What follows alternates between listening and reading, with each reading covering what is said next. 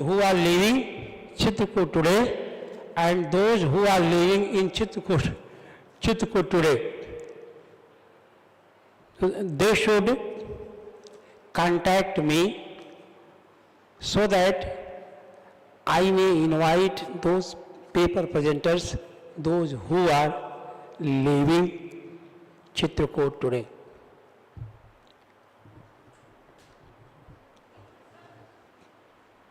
हाँ ये इसी लिखा है मैं आ रहा हूँ आपके पास ही आ रहा हूँ वो हो जाए सेशन शुरू वो आज जा रहे हैं हाँ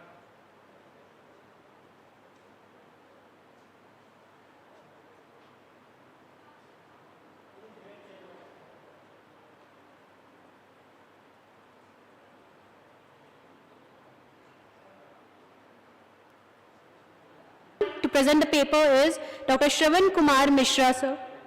Department, Guest Faculty, Department of English, APSU, Rewa.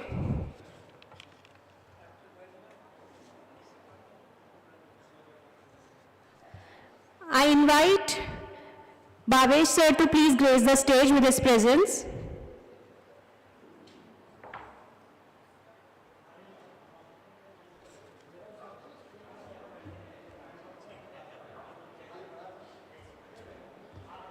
I also request Asim Mandal sir to please grace the stage.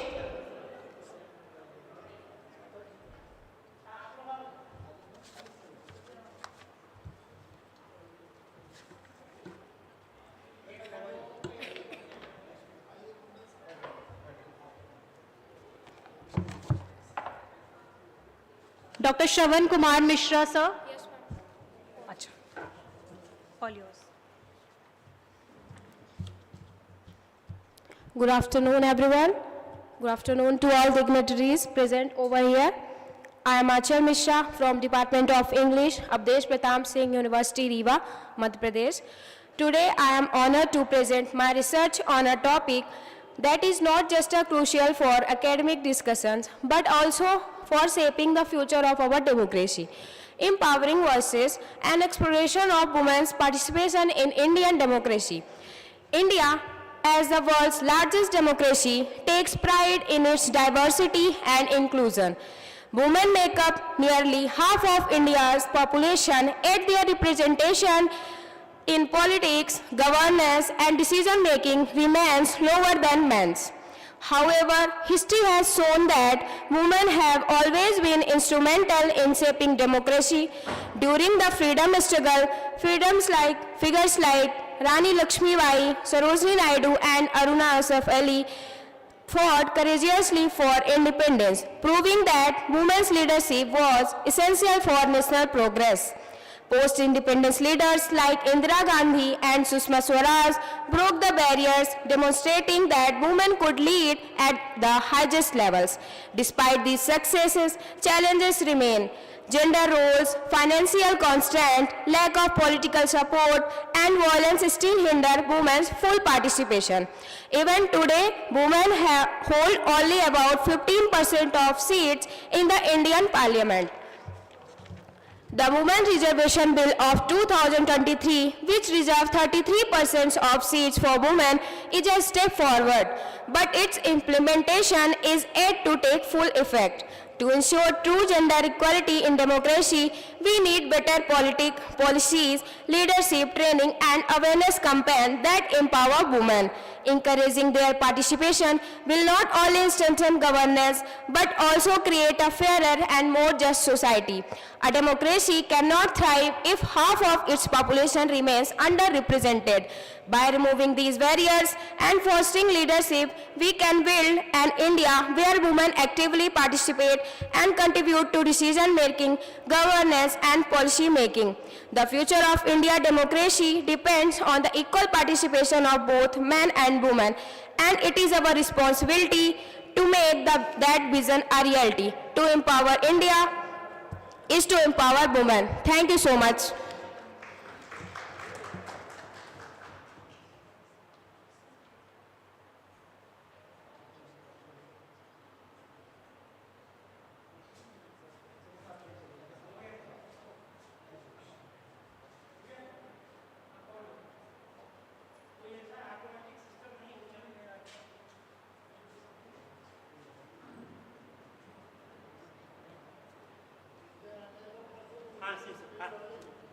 Yes. Again, I would like to remind you that all the paper presenters from Avdesh Pratap Singh Vishwavidyalaya Rewa, they are requested to come one by one, present their paper. अब ठीक है sir?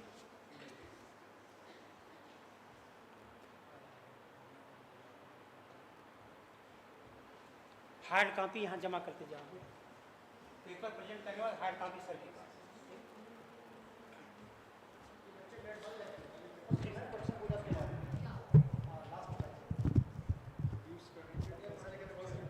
Yes, sir. Good afternoon to all dignitaries present here. I am Abir Singh Baghel from 7th semester, Avdesh Pratap Singh University, Rewa.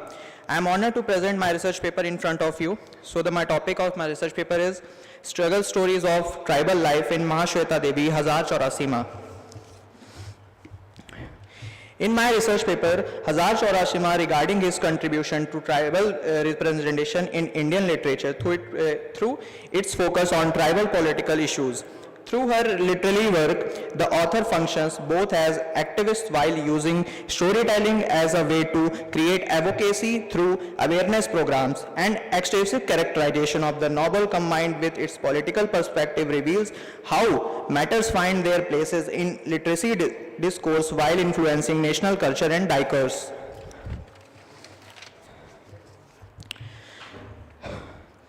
The story explores the psychopolitical realities that influence the lives of the Adivasis of tribal people against the backdrop of the Naxalite movement, showing cases their authenticity in the face of persecutions.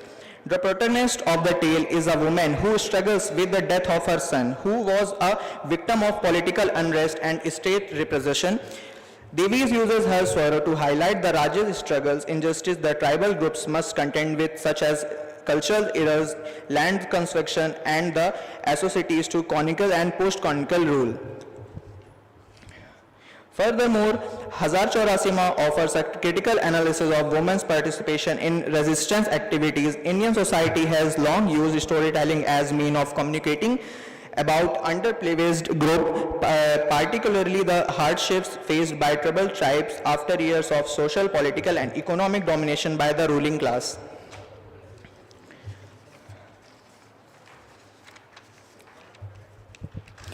To sum, Hazar Chaurasi Ma, Mahashweta Devi is comprising examination of tribal life that captures the hardships of resiliency, the agency of opposed tribes. Devi uses the tale of to call more just equal society while illuminating the tribal reality of tribal's life.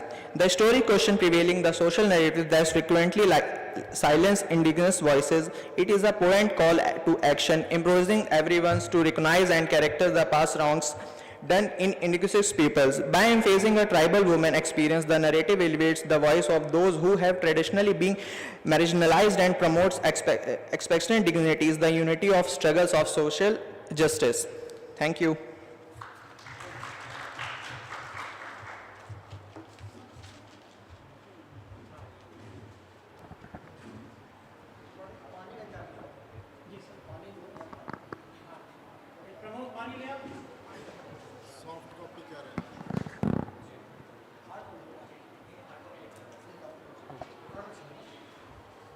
Okay, next speaker, please. Okay. Kindly introduce yourself. Jai Shri Ram, everyone.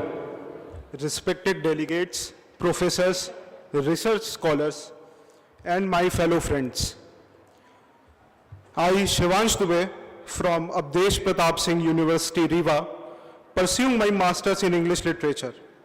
On the occasion of Women's Day, I am honored to present my research on shifting mindset, the impact of social, political, and economic changes on women's empowerment in India. The research paper explores the impact of social, political, and economic changes on women's empowerment in India. Women's empowerment is not merely a women's issue, but a societal and national priority that bridges the gap between institutions and communities, ensuring fair representation and active participation. The evolution of women's empowerment in India. Historically, Indian society operated under rigid patriarchal structures where women's role were confined to domestic responsibilities. Religious doctrines, traditions, and caste-based hierarchies reinforced these limitations. However, significant transformation began in the 19th and 20th centuries with social reform movements and nationalist struggles advocating for women's rights and education.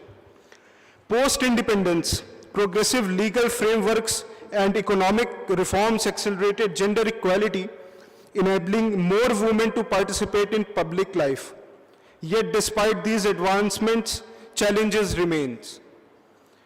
The Global Gender Gap Report 2024 ranks India 129th out of 146 countries, with highlighting disparities in education, employment, and financial independence. Social, political, and economic changes. Social changes. The feminist movement increased literary rates. The awareness campaigns have helped shift social attitudes.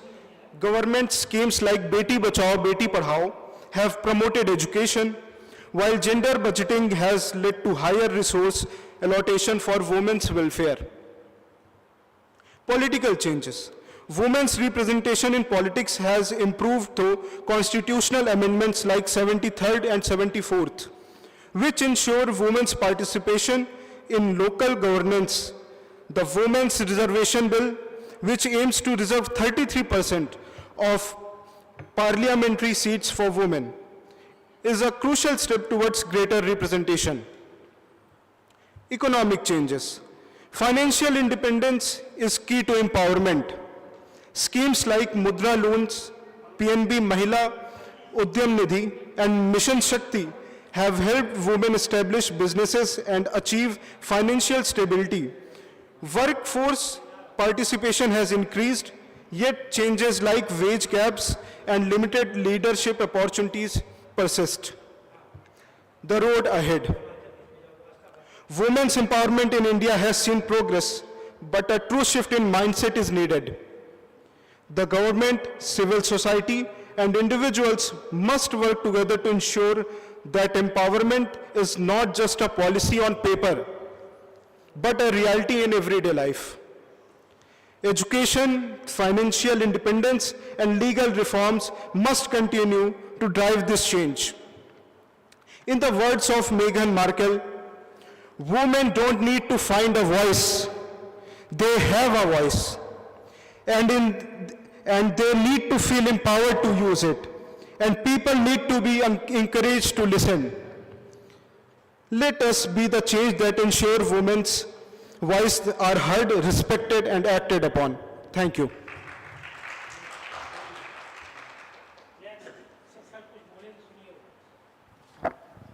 The next speaker, please. All those who have presented their paper, they are requested to stay back in the hall till the time the session is over. The question answer session will take place later. चलेगा क्या?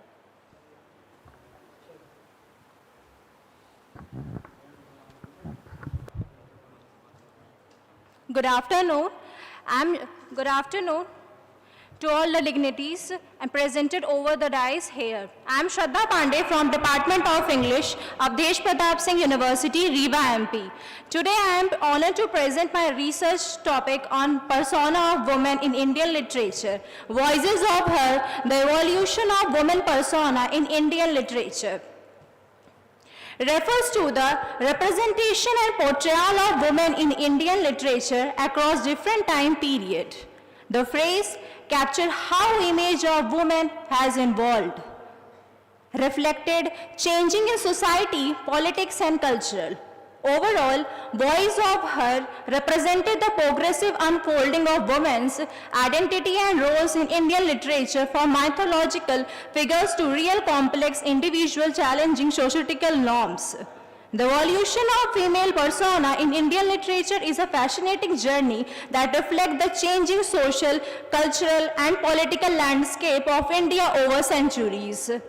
From the ancient Vedic period to the modern time, the depiction of women in Indian literature has undergone significant transformation. The representation of women in Indian literature provide a deep and intricate examination of gender identity and social role throughout history. From ancient writings such as Vedas, Mahabharata to modern stories, Indian literature depicts women as both strong character and submissive entities, mirroring the diverse roles women have held in society. Early literary texts frequently portrayed women in mythological divine settings like goddesses and wise figures, whereas classical literature highlighted ideal of virtue, sacrifice, loyalty. With the rise of modern literature, women started to be depicted with the broader spectrums, experience, reflecting their struggle, aspiration, and autonomy. Ancient classical literature, Vedic and epic. In Vedic period, women were portrayed with a great reverence. Figures like Kargi, Maityagi were the represented scholar and philosopher, contributing the philosophical and spiritual discourse. However, with the emergence of the Mahabharata and portrayal of women started to involve characters like Draupadi, Sita, and Kunti were complex and multi-dimensional, reflecting various roles such as devoted wife, mother, warrior. Despite their sensuality, they were often confined to the patriarchal roles and faced eminent challenges, highlighted both their struggles and vulnerabilities. Colonial period women as a symbol and reforms and resistance. The colonial period witnessed significant social reforms movement where women issues became a central to the discourse and Indian nationalisms. In post-independence, Indian literature, women experience and perspective began to make center stage. Authors like Kamla an Indian, highlighting issues like poverty and social injustice. The feminist movement in India also has impact on the portrayal themes of gender inequality, violence, and social injustice, giving voice to the experience of women from diverse backgrounds. In contemporary Indian literature, women persona continue to involve with the author, exploring their new themes and perspective. The work of Chitra Banerjee, for example, devolved the experience of Indian women in the diaspora, highlighting issues, identity, cultural, and belonging. Overall, the evolution of women persona in Indian literature reflects the changing social, cultural, and historical context of the country. From traditional portrayal to the modern and feminist perspective, Indian literatures offer a rich, diverse of women experience and voices. Thank you.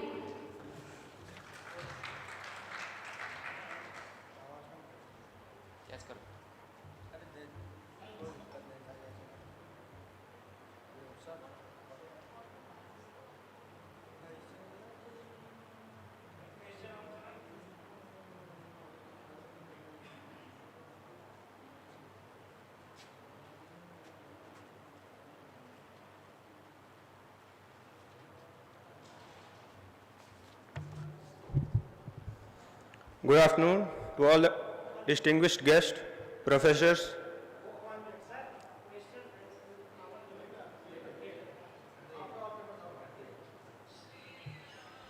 Good afternoon to all the distinguished guests, professors, research scholars, and fellow students. Thank you all for being here today. My name is Bharat Misra, and I am a student from APS University, Rewa. I am grateful for this opportunity to present my paper here today. Major contributor and co-author to this paper is my teacher and guide, Dr. Jagjit Kaur ma'am. Thank you ma'am for your contribution. The title of my paper is Folk Narratives of India as the Regulators of Gender Roles with Power of Innovation and Cultural Self-Renewal. This paper explores how Indian folk narratives shape gender roles, societal norms, and cultural values. This study takes into account how folk tales depict power dynamics, struggles in marriage, and evolving gender identities. Folk tales reinforce traditional gender roles but also provides space for innovation and cultural renewal. This paper establishes that folk narratives shape collective consciousness, transferring moral values across generations, and retelling of tales allow them to evolve, reflecting societal changes. The study of Indian folk tales has a vivid history, and scholars like Pandit Ram Garib Chaube, William Crook, and Sadhana Nathini are important wheels in the cog who have documented and analyzed the folk tales over the years. In her book, The Quest for Indian Folk Tales, Sadhana Nathini restores unpublished folk tales from all over India. Tales like Wise Wife, Wife of a Monkey, and several other tales from this book are analyzed in this paper to showcase the stereotypical gender roles, objectification of women, male authority, and female subjugation. Folk narratives reinforce traditional gender roles, portraying women as either submissive or manipulative. They reflect societal bias, depicting men as rulers and women as secondary figures. However, reinterpretation and retelling of these narratives can foster gender equality. To create a more equitable society, we must critically engage with folk narratives, challenge their bias, and reframe them to empower women. I would like to conclude with these lines from the paper. We follow stories, we worship legends, and to bring equity in our society, the story needs to be refurnished and the legends need to be repainted. Thank you.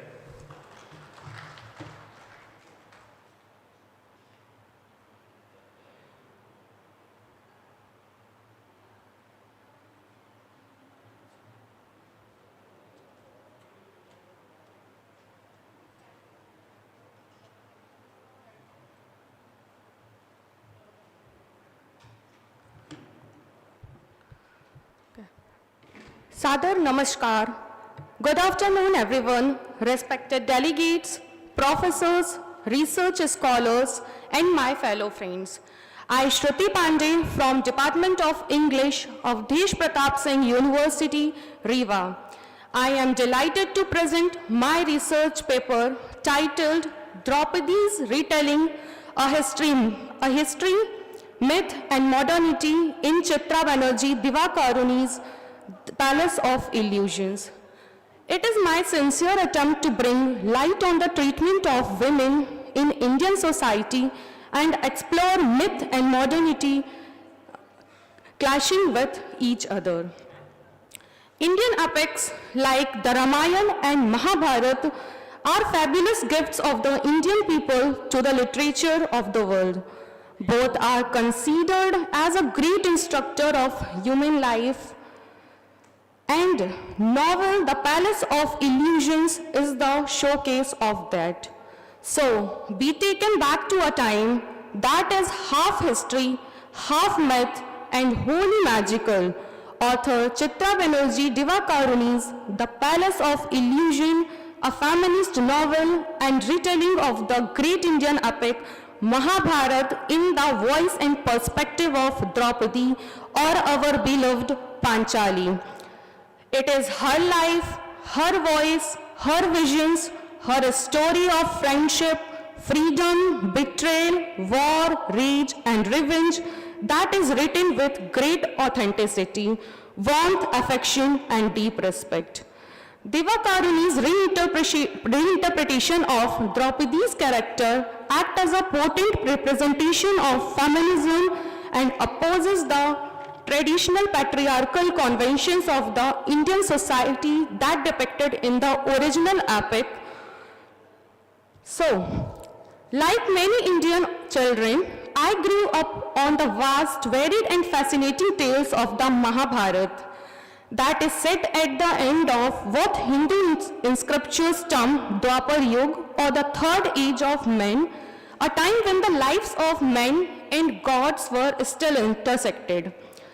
Some of my favorites who play prominent role in the epic of Mahabharata and the Palace of Illusions as well are Vyas, Krishna, Bhishma, Guru Drona, King Drupad, Karna, Pandavas, and Kauravas. But always listening to the stories of the Mahabharata as a young girl, I was unsatisfied by the portrayals of the women. It was not as though the epic did not have powerful, complex characters that affected the action in major ways. For instance, there was Kunti, Gandhari, Shrikhandi, and most of all, there was Panchali. But in some way, they remained shadowy characters that affected the lives of the main heroes, their roles ultimately subservient to those of their fathers or husbands or sons. Chitra Banerjee mentioned in her interviews that if she ever wrote a book, she would place the epic character in the forefront of the action. She would uncover the story that lay invisible between the lines of men's exploits. The female protagonist character would tell herself with all her choices, doubts, and her struggles and her triumphs. So there are various versions of Mahabharata, each focusing on a particular set of themes. The narrative voice and the storyline of each telling contribution to the next text or overall aesthetic.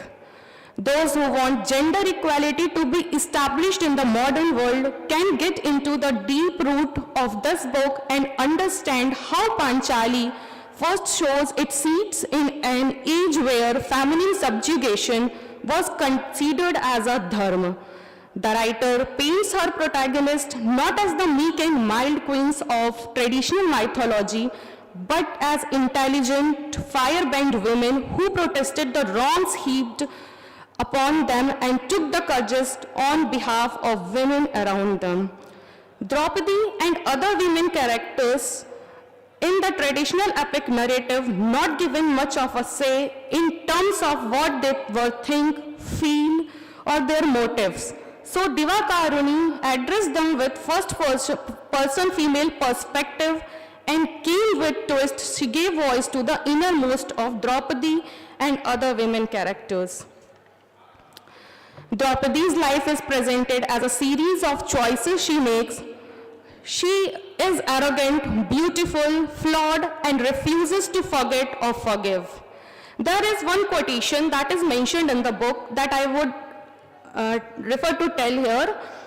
Boys are different from girls. When will you accept that? These are the words of Drishtadyumna to Panchali. So she questions herself. It is a patriarchal society which believes in sexual differences between men and women. Though she had born in King Drupad's home, but her upbringing never like princes. In education, she has given lessons of playing, singing, painting, dancing, music, and drawing, which is painful for her because her brother has given another lessons.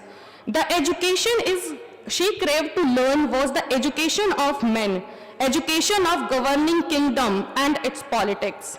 Her friend Krishna prepared to her for future. So gender bias kept between men and women in educational matter also. But here novelist shows Draupadi's strong and courageous women who refuse to give patriarchal lessons to her.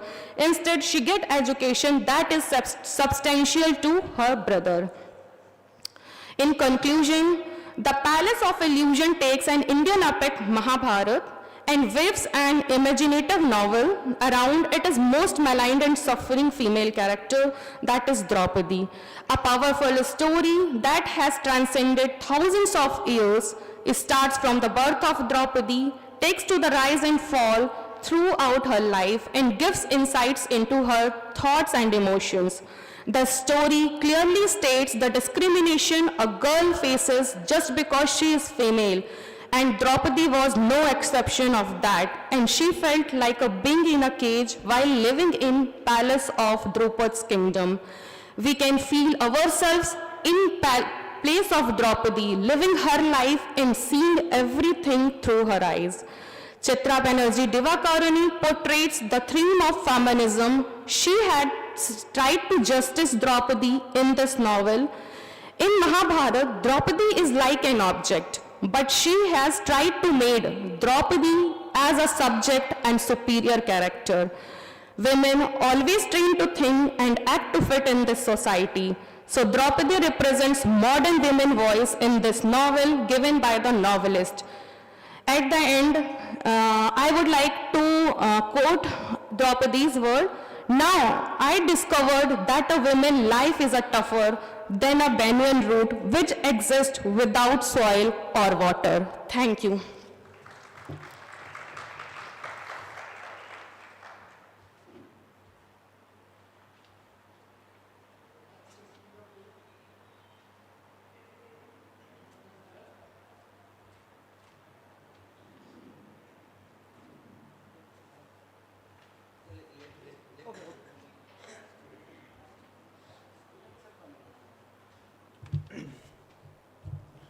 A very warm good afternoon to all of you. I, Saras Misra, research scholar, APS University, Riva. Before starting the research paper, I would like to quote a particular line by a women writer. One is not born, but rather becomes a woman. My topic is portrayal of tribal women in Indian literature. This research paper dwells into the portrayal of tribal women in Indian literature, examining the ways in which their struggles, experiences, sufferings, and identities are portrayed. When we look at the word Nari, the name Nari or Adi Sakti means creator of universe. The presentation of women in Indian English literature has been done in wider aspect. With the passage of time, this portrayal has viewed tremendous change, right from being forced to remain trapped with limitations and shackled by the patriarchy-dominated society or community. Free from compacted cycles of age, old inflexible boundaries, Indian society has many folds in its structure and multiculturalism. Women were projected as docile, submissive, but the transformation phase played eminent role for the society and helped in the formation of nation building. In Indian society, women is just as decorative piece of the house. However, society has changed its aspect, specifically for tribal community. Indian literature has portrayed the suffering, exploitation of women in our great epic Ramayana and Mahabharata. In this particular paper, I have selected some novels. The first novel is Daulati, the Bountiful, written by Mahashweta Devi. Daulati the Bountiful is a short story by Mahashweta Devi, revolves around Daulati Negetia, a tribal woman. She faced lots of pain and exploitation by the upper caste landlords and government officials. The story depicts how travelers lured into debt and becomes bonded slave. Mahashweta Devi has tried to give an inside look at India's tribes through these fictional stories. She has pointed out the hardships of bonded slavery and impossibilities of each generation to break this cruel system. Then next story is Munawar Singh has only one purpose: the boss plows their lands and raises the crop. The injustice and abuse on Daulati's and other women's body for profit. Like her father, she will never be able to repay her debt. She will work until her body is used up. Mahashweta Devi shows the caste system in India. She presents Daulati as a feminist who experiences things differently. Draupadi, another famous work by Mahashweta Devi, originally published in 1978. The next story is Untouchable by Mulkaraj Anand. Mulkaraj Anand has portrayed the struggle of a Dalit girl in a very poisoned manner. Sohini, the female character in the novel, living with her father, Lakha, and brother Baka. She is quite meek and submissive, simple girl. She loves her brother. When Baka comes home after his work, he is thirsty and dying of thirst, but there is scarcity of water in the house. So Sohini must have to go outside to get water for her brother. When she reaches there, she discovers that she has to wait for a while. She tells everybody about her need, but everybody paid deaf ear towards her. As soon as she gets chance to dip her bucket into the well, a priest from the town temple named Pandit Kalinath stops her and didn't let her dip her bucket because she is a Dalit. The last story is Nectar in a Sieve by Kamala Markandeya. In this novel, she has talked about the tragic and fictional story of her daughter, village headman, and her lover Nathan, a tenant farmer to whom she gets married at the age of 12. Nectar in a Sieve is one of the first Indian novels which openly discusses women's sexual desire. Rukmani comments on the first Indian novels which openly discuss women's sexual desires. A woman, they say, always remembers her wedding night, but for me, there are other nights.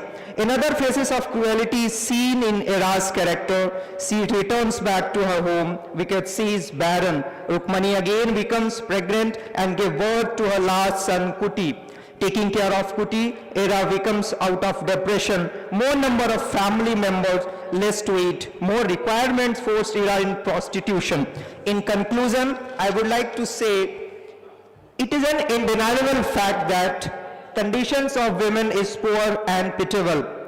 Tribal literature in Indian English literature serves as a crucial platform for marginalized voices, offering a counter-narrative to dominant perspective by highlighting the rich cultural heritage, resilience, and struggles of tribal communities. Various Indian writers have depicted the challenges faced by tribals like land alienation, displacement, and discrimination. It is also acknowledged that contribution of writers like Kamala Markandeya, Mulk Raj Anand have given voice to tribal community through their character in works mentioned.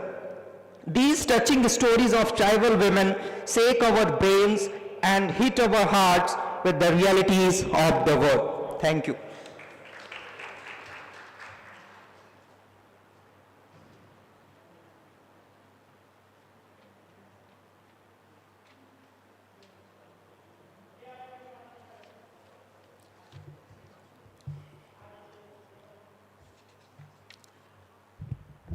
All the eminent speakers and professors on the dais, research fellows, dear students and organizers. I am Dr. Tarun Kanti Haldar, Assistant Professor, Department of English, Panchur College, University of Calcutta. Today my topic is Kamala Das, an empowered woman's voice in Indian literature. Professor Sharma in his speech already mentioned that she is one of the pioneer feminist writers, feminist poets in Indian English literature.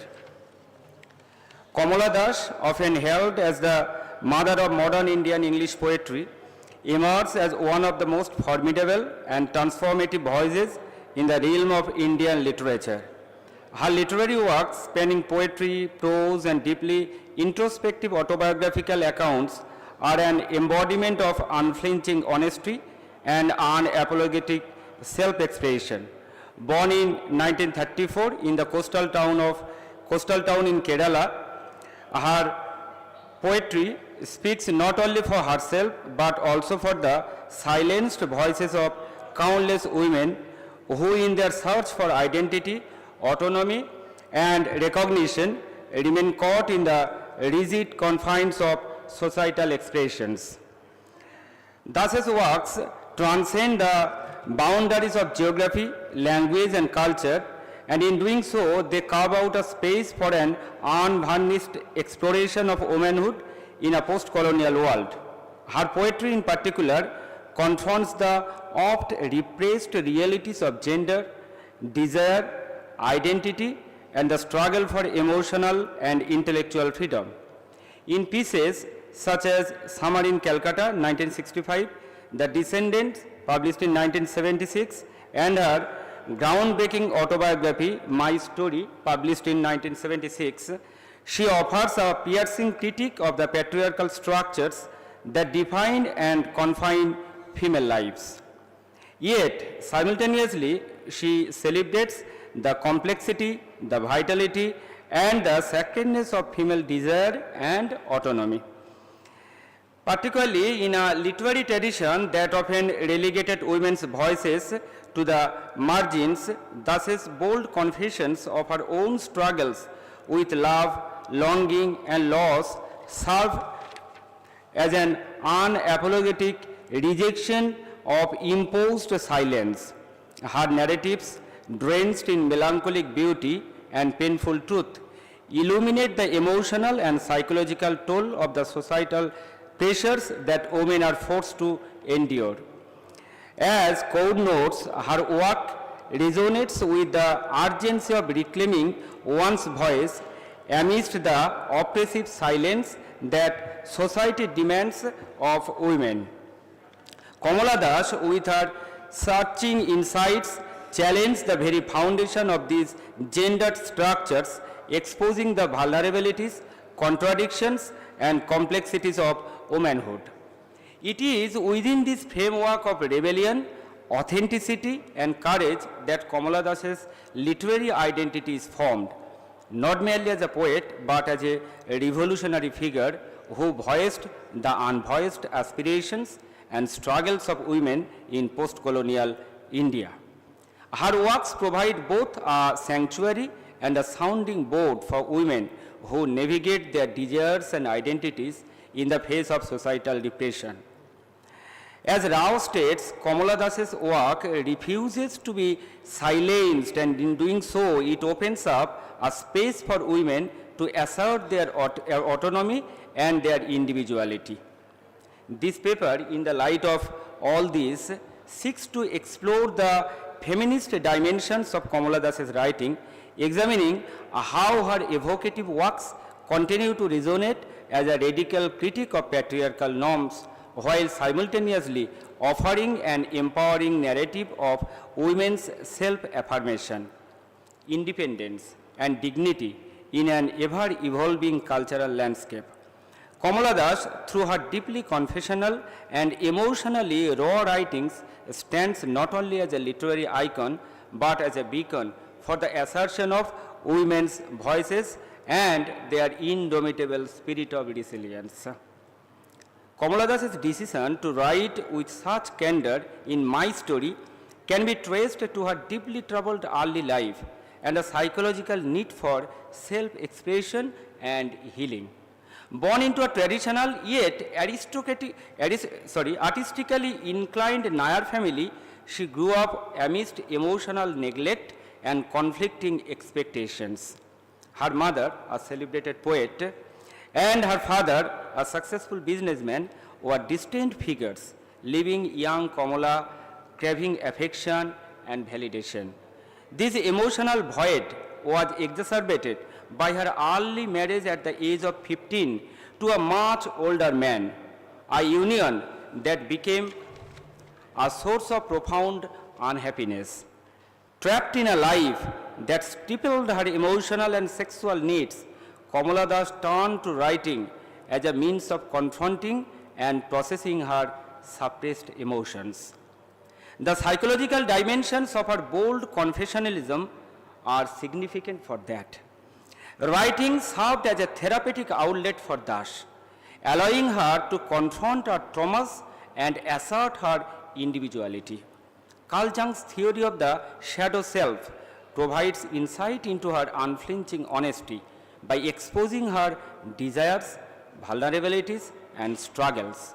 Das sought to achieve a sense of psychological wholeness.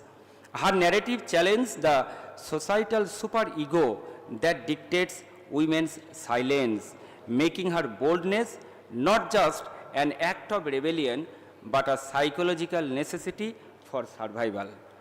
Through her autobiography, Das reclaims her voice, breaking free from the constraints of societal expectations and patriarchal norms. Her personal experiences, particularly her dissatisfaction within marriage, form the backbone of her critique of societal structures. In My Story, she openly discusses the emotional and sexual alienation she endured, portraying marriage as a space that often silences and stifles women.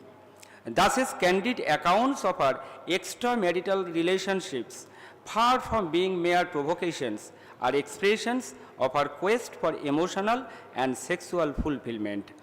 These revelations challenge the traditional ideals of womanhood that demand submission and self-sacrifice, exposing the hypocrisies of a culture that enforces silence on women while permitting freedoms to men. By addressing these issues so openly, Dash emerged as an early feminist voice, using her personal narrative to critique the larger social systems that suppress women. The exploration of female desire in My Story is another radical aspect of Dash's writing. She refuses to shy away from addressing her sexual desires and emotional yearnings, presenting them as natural and integral to her identity. Her openness defies the cultural norms that shame women for their desires, creating a space where female sexuality can be acknowledged and validated. This act of reclaiming agency over body and emotions is both liberating and revolutionary, challenging the patriarchal discourse that equates feminine virtue with silence and modesty. Thus, his narrative thus becomes a beacon for women, empowering them to embrace their complexities and reject societal expectations.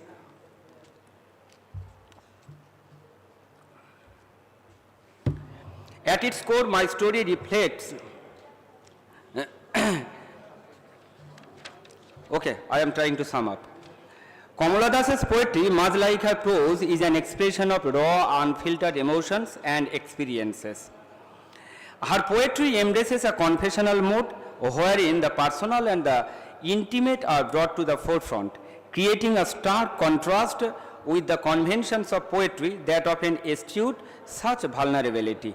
Through her poetry, Kamala Das delves into themes of love, desire, loneliness, alienation, and the search for self-identity. Her bold and uncompromising exploration of sexuality, marital relationships, and the emotional landscapes of women's lives makes her a significant figure in the feminist discourse within Indian English literature. One of the most striking features of Kamala Das's poetry is its unapologetic treatment of female desire. In works such as Summer in Calcutta and The Descendants, she articulates the complexities of love and lust, subjects that were often considered taboo for women to openly express in Indian society.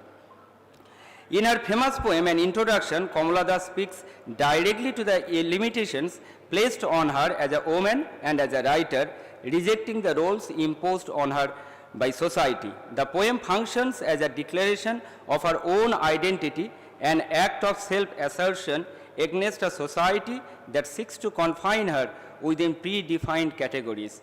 She writes, I am every woman who is suppressed. I am every woman who has no voice. I will be bold. I will be free. And in the same way, she writes in The Looking Glass, the woman in the glass is still a woman, and yet she is a stranger. So, Kamala Das stands as one of the most influential and transformative voices in the landscape of feminist literature, offering an alternative narrative to the traditional, often male-dominated stories of womanhood. Thank you.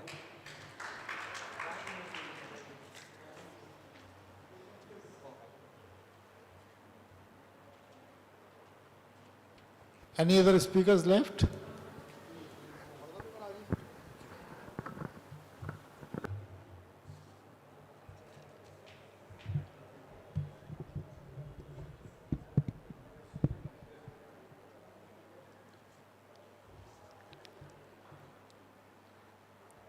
A chant from Manusmriti, Yatra Nari Pujante, Tatra Devta Ramante. Namaskar, JRD University. Jai Shri Ram. As we all know, we all are assembled here for presentation.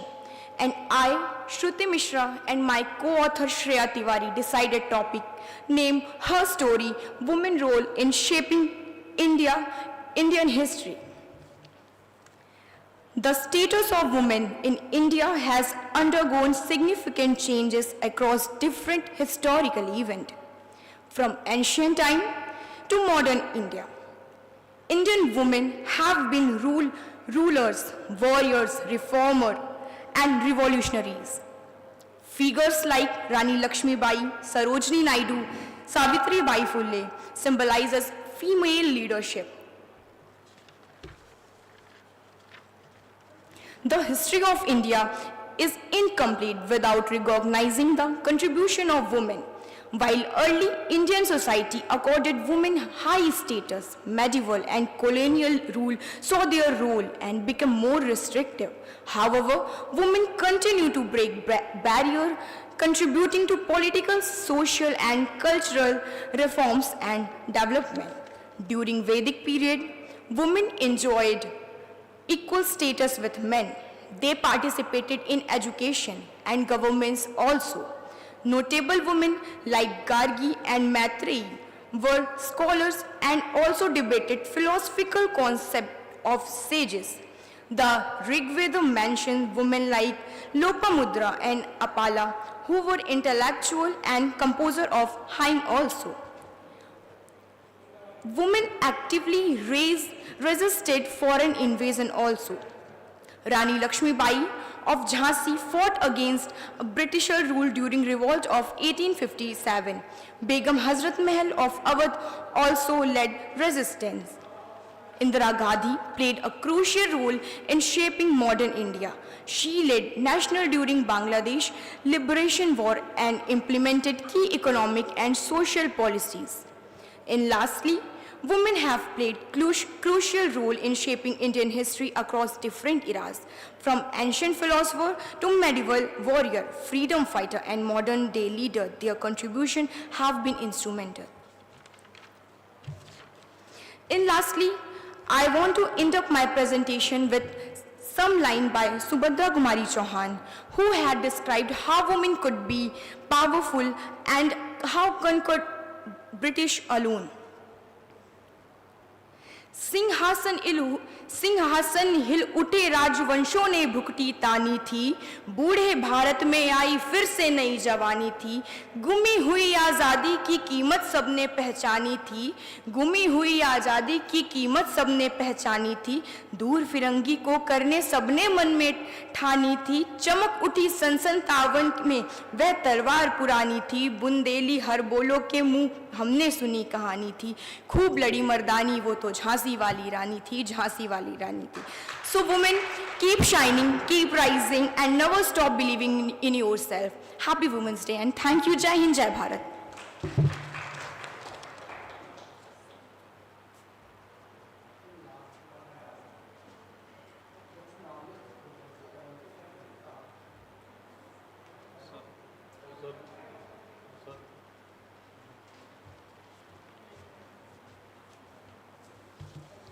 Good afternoon, everyone. Respected professors and my dear colleagues, I am Pranav Priya. I am a research scholar from Munger University, Munger. I will be presenting on Breaking Chains, Building Dreams, Viramati's Quest for Identity in Difficult Daughters by Manju Kapoor. So, what happens when a woman dares to dream beyond the confines of tradition? Difficult Daughters explores the multifaceted journey of Viramati, a woman navigating the... Is it okay now?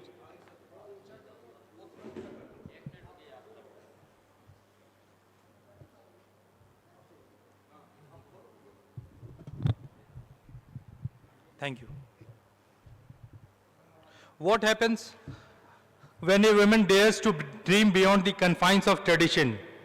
Difficult Daughters explore the multifaceted journey of Viramati, a woman navigating the oppressive structures of patriarchy in pre- and post-independence India.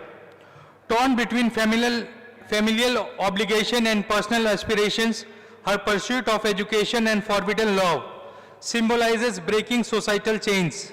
The novel not only captures her individual struggle, but also reflects the broader conflict faced by Indian women as they balance tradition with their desire for self-empowerment.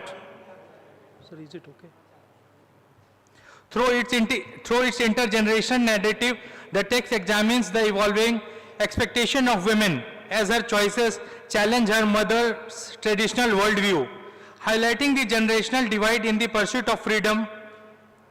By emphasizing the transformative potential of education and personal agency, Kapoor criticizes patriarchal structures and aligns with feminist calls for women's autonomy and self-determination. Difficult Daughters stand as a compelling literary work that amplifies women's voice in their quest for identity and freedom, resonating deeply with contemporary feminist discourse. The novel is a poignant and evocative novel that delves into the complexities of women's life in pre- and post-independence India. Set against the backdrop of Indian independence movement and the partition of 1947, this novel tells the story of Veeramati, a young woman who dares to defy the patriarchal norms of her time in pursuit of education and personal freedom. As critic Anjali Roy observes, Kapoor's narrative is a powerful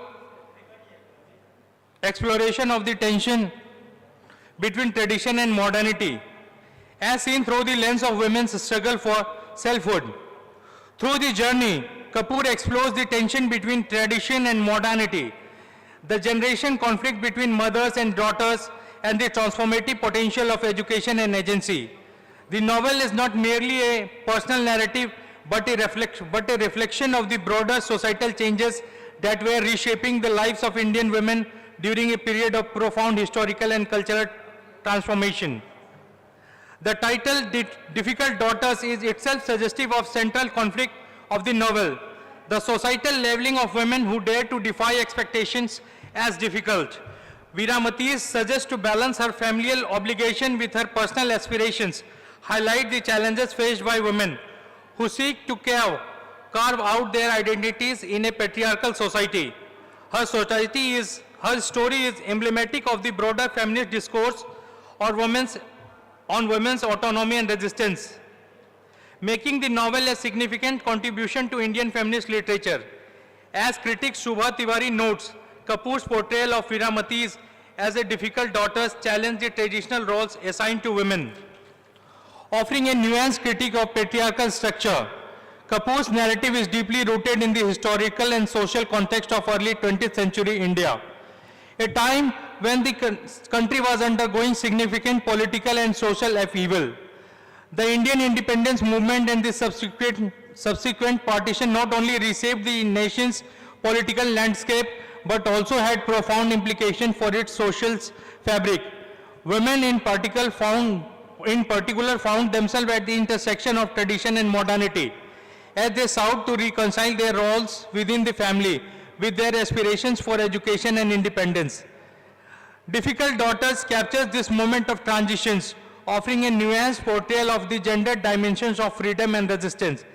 At its core, the novel is a story of identity and agency. Veeramati's quest for self-discovery is marked by her defiance of societal norms, her pursuit of education, and her involvement in a forbidden love affair.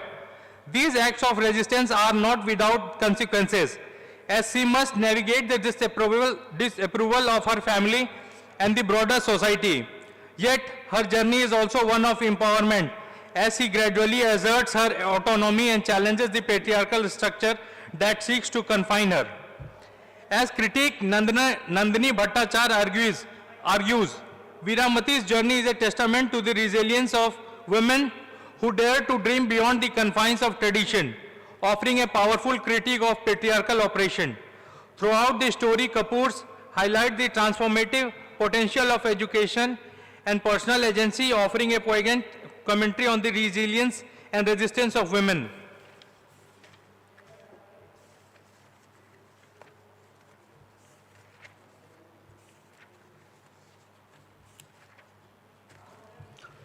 Manju Kapoor's Difficult Daughters interstately portrays the profound personal cost that accompanies a woman's defense against intense patriarchal norms. Veeramati's journey is emblematic of sacrifices and societal ostracism faced by women who dare to assert their autonomy in a rigidly traditional society. The novel highlights the paradox of resistance. While Veeramati's choices are driven by the desire for self-fulfillment, they often lead to deeper entrapment in new and equally limiting structure of oppression. Veeramati's initial act of rebellion, pursuing education over an arranged marriage, sets her on a path fraught with emotional turmoil and familiar estrangement. Her desire for intellectual growth and independence is not only dismissed, but also condemned by her family, who believe that a woman's ultimate purpose lies in marriage and domesticity. This is evident in her mother's domination. A woman's happiness lies in her home. Books will never give you the peace that a husband and children will. Such statements reinforce the societal conditioning that frames marriage as a woman's ultimate destiny, rendering aspirations beyond the domestic realm almost illegitimate. Her clandestine relationship with the already married Professor Harish further complicates her standing, leading to the feeling of guilt and isolation. Kapoor writes, "She had thought love would open the doors to happiness, but instead it had trapped her in another set of expectations." This reflection underscores the paradox of seeking liberation through avenues that ultimately impose new forms of confinement. The societal backlash of Veeramati endures is emblematic of the collective resistance against women who challenge established norms. Her marriage to Harish does not grant her acceptance. Instead, she faces hostility from his family, particularly from his first wife, Ganga. The narrative reveals she will never be one of us. A second wife is nothing but a disruption. This sentiment reflects the deep-seated stigmatization of women who deviate from prescribed roles, highlighting the societal mechanism that enforce conformity. Despite her efforts to gain legitimacy through marriage, Veeramati remains an outsider. Her presence a constant reminder of transgression in a society that upholds rigid moral codes for women.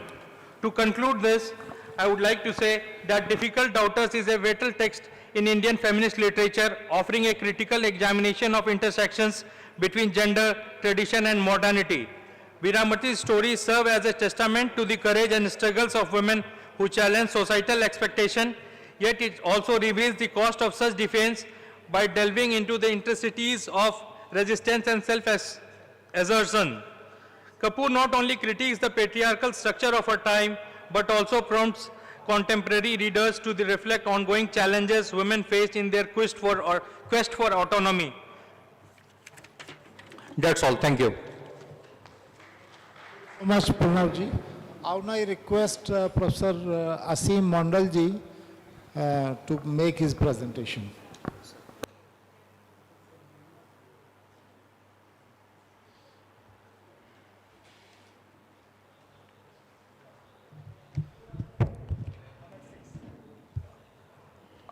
Thank you, organizers, to allow me to speak here. Vice Chancellor in the morning and Professor Vikas Kapoor ji, Professor Sushil Kumar ji, all of them, they have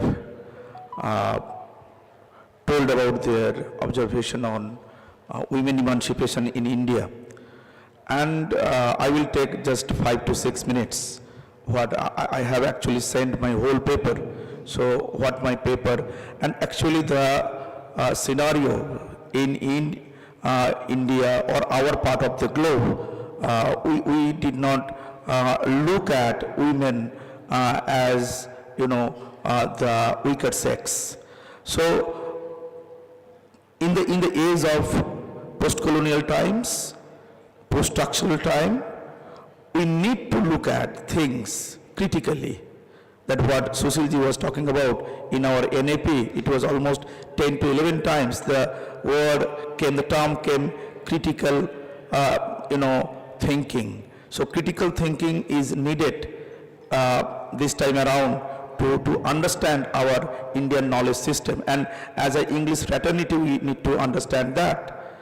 And because of, that colonial masters with their episteme, they have pushed our episteme to the corners, and they stamp our episteme as, this is superstitions like this, and their myth, they have actually, impressed with their myth and push our myth to the corner of our room.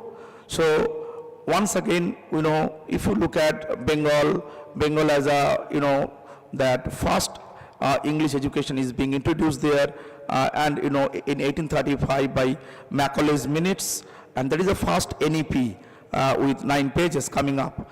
And then, the Calcutta University, Scottish Church colleges, everything is, and 3 presidencies are coming up with English education. And through English education, actually, we are actually replacing our nomenclatures by their nomenclatures. And because of that, every words, every nomenclatures have their own images. And because of those images, we tend to think that we started thinking that their, culture was much better than ours. It's not that. And that is why while we discuss about that, we talk about Rammohn Rai, we talk about Vidyasagar, we talk about Nivedita, we talk about Rabindranath Tagore. And in UP, we are right now introduced, Beti Bachao, Beti Padhao. In Bengal, the government has introduced Kunyashree, and because of that Kunyashree, the students from the lower strata, they are coming up, they are registering in the higher education much better way. And how, Tagore has taken all this account, and he has talked about power within, not the feminism from Western point of view, but feminism from our point of view, from the point of view of Goddess Durga, Goddess Kali, and this is what our women, they have their own understanding of power, and that power is the resources that make them going. So through his novels like Chokher Bali, novels like Ghore Baire, novels like Nauka Dubi, novels like Jata At. So all these, novels and short stories like Wives' Complaints, Stir Patru, Aporichita, Unknown, The Unknown, and the stories like, Lavatories. In those stories, what he has put forward, and also through poems. You are not mothers, a role-bound society, role-bound world of women, because women's life is a perpetual celebration. He is talking about celebration, being women is a perpetual celebration. So that is what, Tagore was saying, Tagore was putting forward, and establishes that Upanishadic idea that is coming up, and throughout his novels, his ideals, and with the Rabindranath Tagore and as well as Swami Vivekananda, they understood, they perceived, they believed that our society has to grow equally with hand in hand by men and women. Thank you.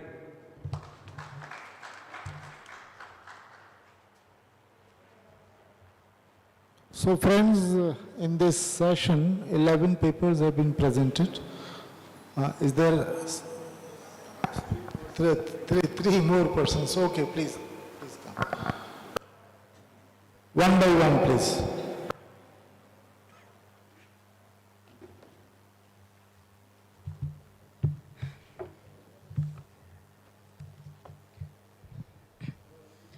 A very good afternoon to all the dignitaries present here over the dais.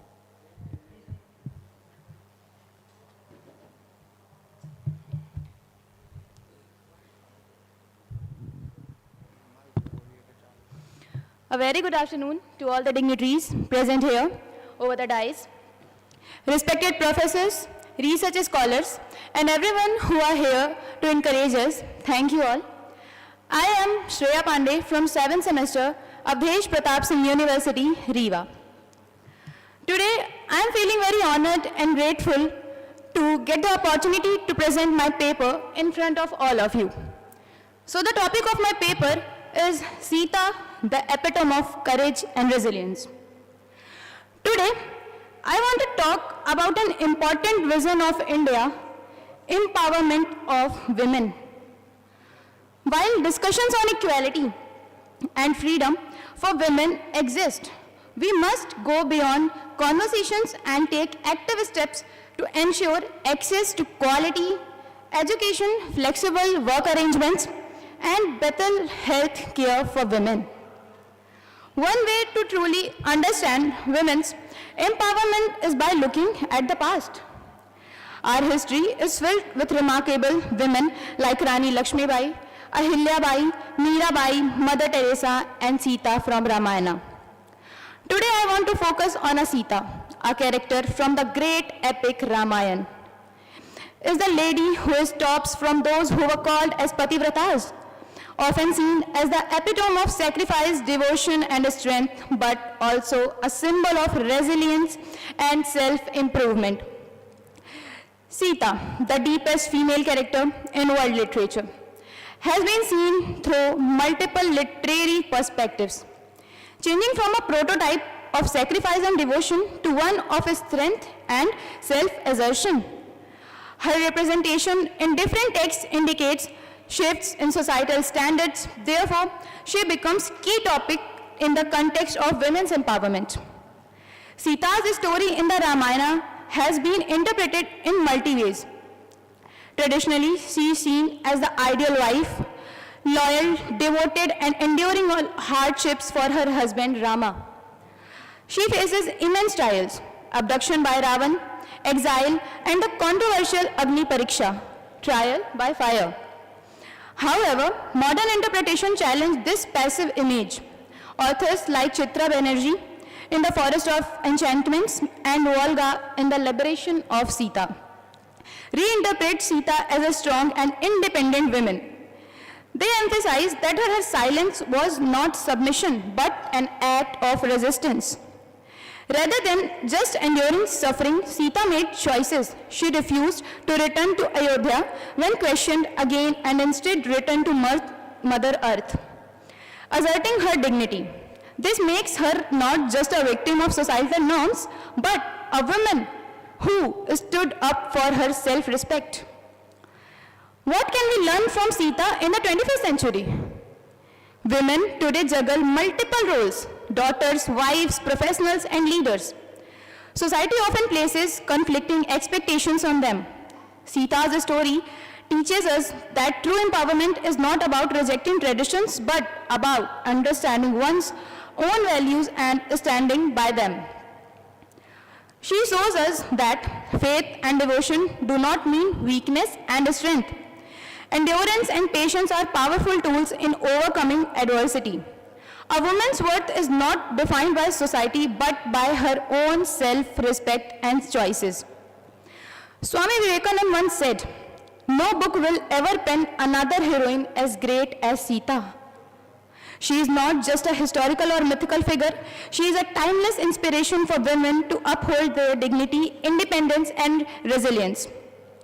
As we move towards a better India, we must redefine women's empowerment not just by external success, but by ensuring inner strength, education, and freedom of choice. Sita's story is not just about sacrifice, but also about self-determination. Let us take inspiration from her and work towards a society where every woman is free to make her own choices, uphold her values, and lives with dignity. Thank you.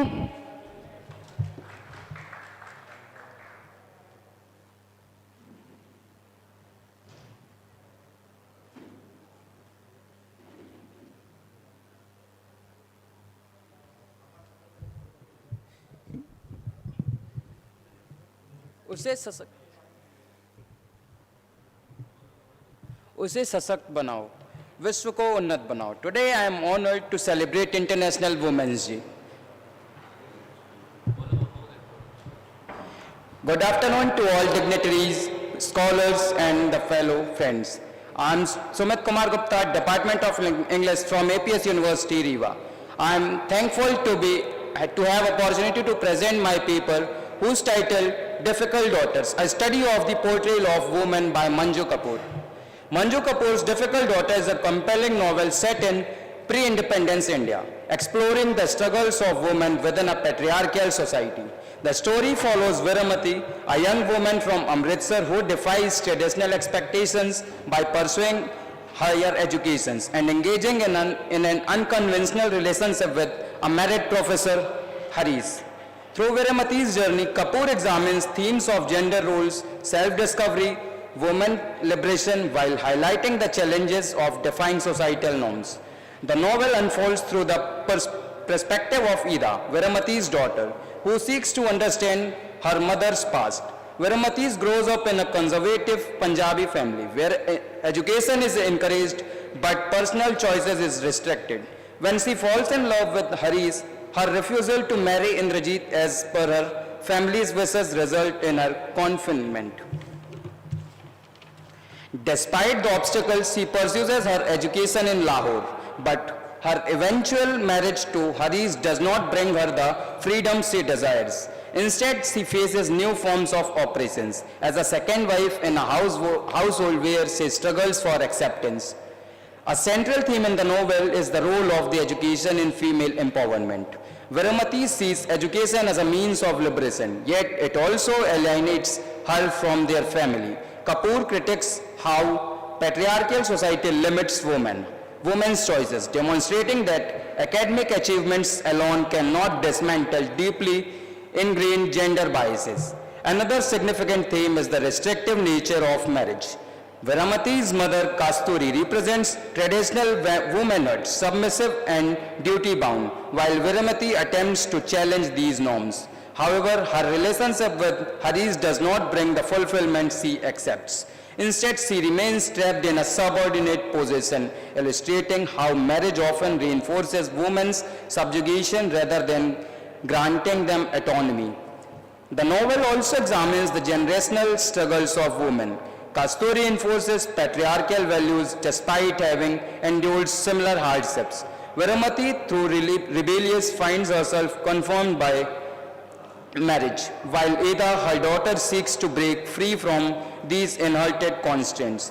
This intergenerational conflict underscores the persistence of gender inequality despite societal progress. Family honor and social expectations plays a crucial role in shaping women's lives in the novel. Viramati's actions are judged based on their impact on her family's reputation. Kasturi constantly reminds her of the responsibilities, reinforcing the idea that a woman's worth is tied to societal norms. Kapoor critiques how women themselves become enforcers of these oppressive traditions, perpetuating cycles of control and submission. The backdrop of this India's independence movement adds a historical dimension to the novel, while the country fights for freedom from colonial rule. Women remain bound by cultural restrictions. This parallel between national and personal liberation highlights the irony of society seeking political independence while denying its women basic rights. Now I would like to sum up the things by some lines. Ultimately, Difficult Daughters is a powerful critique of patriarchal structures through Viramati's story. Kapoor explores the complex realities of family identity, education, marriage, and autonomy. The novel suggests that while progress has been made, true gender equality remains an ongoing struggle, requiring continuous effort to challenge societal norms and redefine women's roles. Now, once again, Happy International Women's Day. Thank you.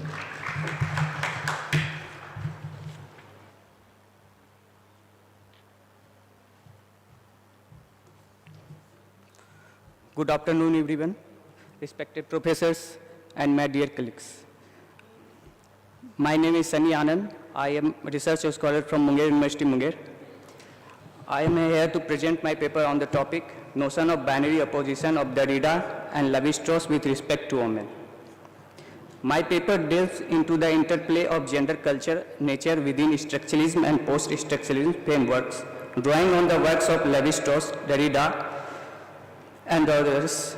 It changes the binary oppositions at the core of structuralist theory, such as male-female, arguing that these rigid distinctions reinforce hierarchical thinking and obscure the dynamic and socially constructed nature of identity. Lévi-Strauss' view of women as tied to nature and man to culture is question highlighting how women's roles in domestic space can disrupt these simplistic categories, showcasing their integral contribution to culture. Derrida's concept of deconstruction further establishes these oppositions, revealing how they relate to each other for meaning and exposing their inherent contradiction. Structuralism offers a significant insight into the mechanism of human language through the constitution, through its emphasis on binary opposition. The term binary signifies the duality of pairing, where opposition indicates a constructing relationship between the two terms. Binary opposition therefore refers to prepare concept defined by their constructing nature. Structuring posits that the organization of language and discourse is rooted in these optional structures. However, these pairing are rarely natural. They often function as hierarchical, influenced by political and ideological forces where one term is elevated above the others. According to J. Smith, binary oppositions refers to the system through which two theoretical oppositions are sharply defined and constructed within language and thoughts. This concept traces back to the Swiss linguist Ferdinand Wissours, who argued that much like language shapes the structure of human thought, binary oppositions function as a core principle that shapes how individuals interact and organize their understanding of the world. Levi-Strauss suggested the transformation of the raw into the cooked frequently signifies the transition for the nature to culture in various systems of thoughts. Within this context, women are linked to this transformative process, aligning them with the act of culturalization. This association challenges the notion of women as merely born to nature, instead positioning them as integral to culture, symbolizing a transcendence over the nature realms.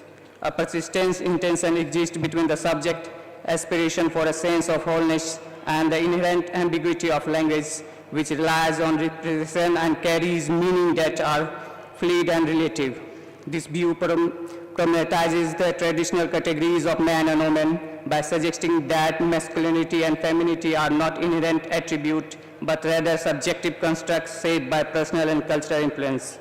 Despite recognizing the variability in how individuals are constituted, this theory often generalizes the role and interaction of male and female, treating them as universal categories.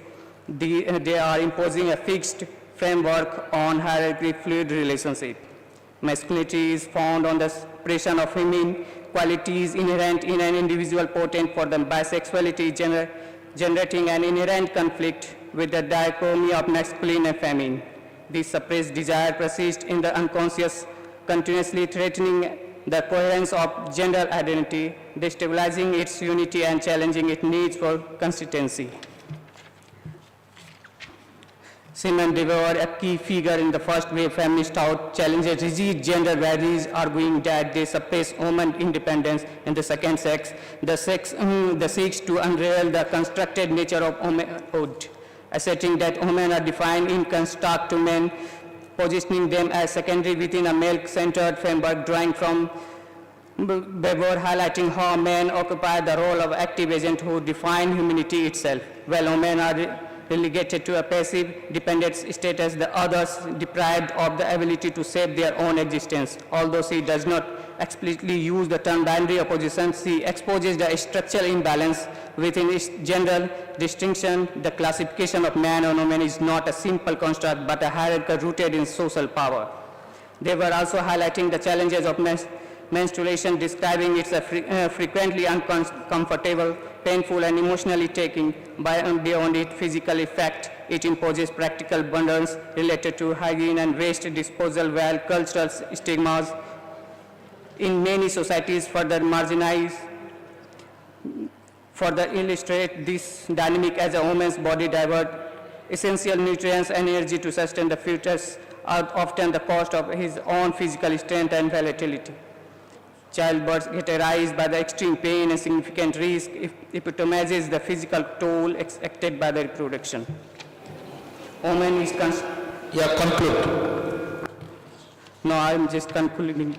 Sir, ultimately dismantling these rigid classification is crucial for challenging the transforming of its social framework, recognizing gender as a discursive and performative construct rather than a fixed biological or essential reality, enable feminist thought to reimagine identity, agency and cultural participation in more fluid and inclusive way. The critical interrogation of binary structure not only exposes their limitation but also reveals the possibilities for new liberative form of existence that transcend the constraint of traditional hierarchies. Thank you, sir.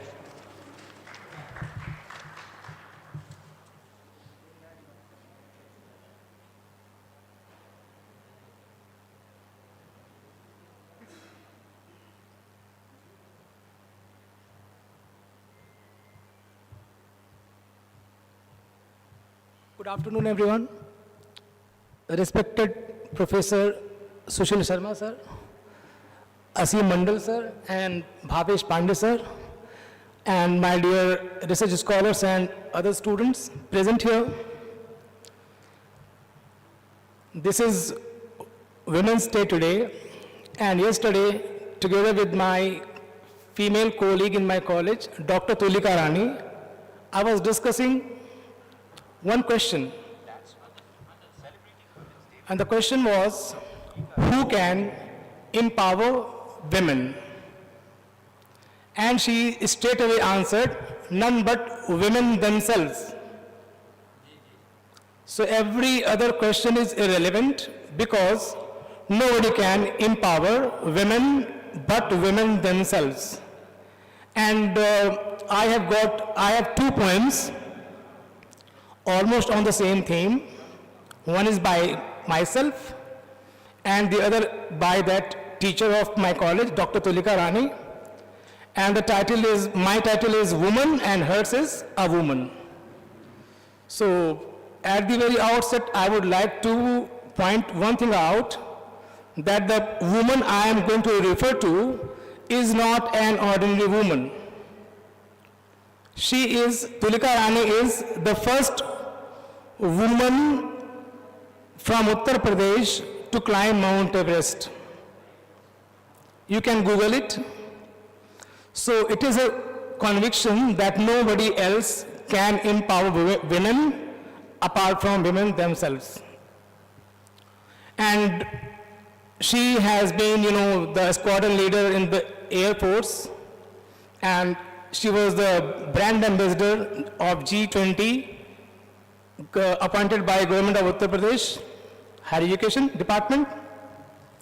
So first of all, I would like to read out and explain the poem by her. The title of the poem is A Woman.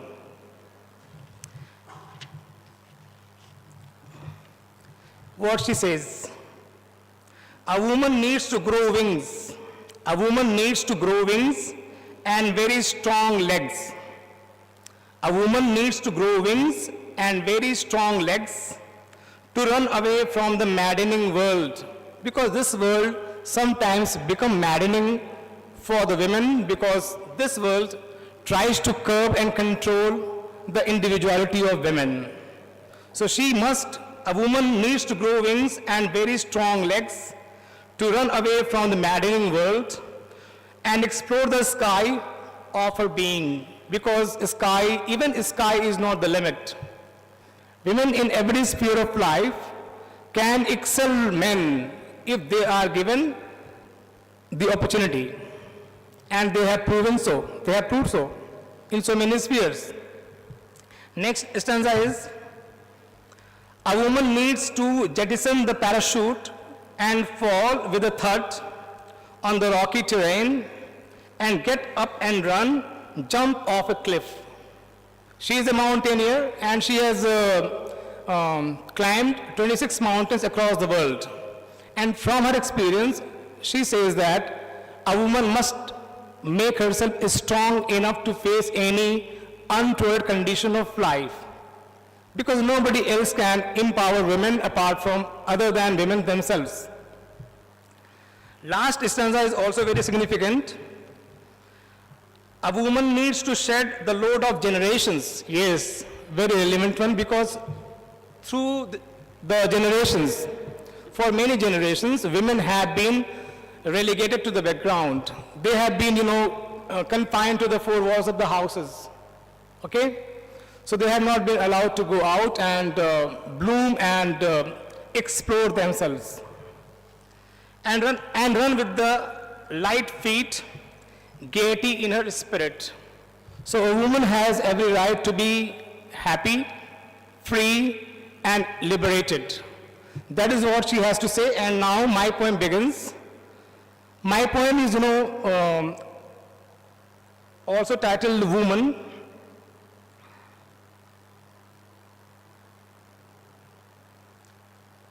And it is written from the perspective of women,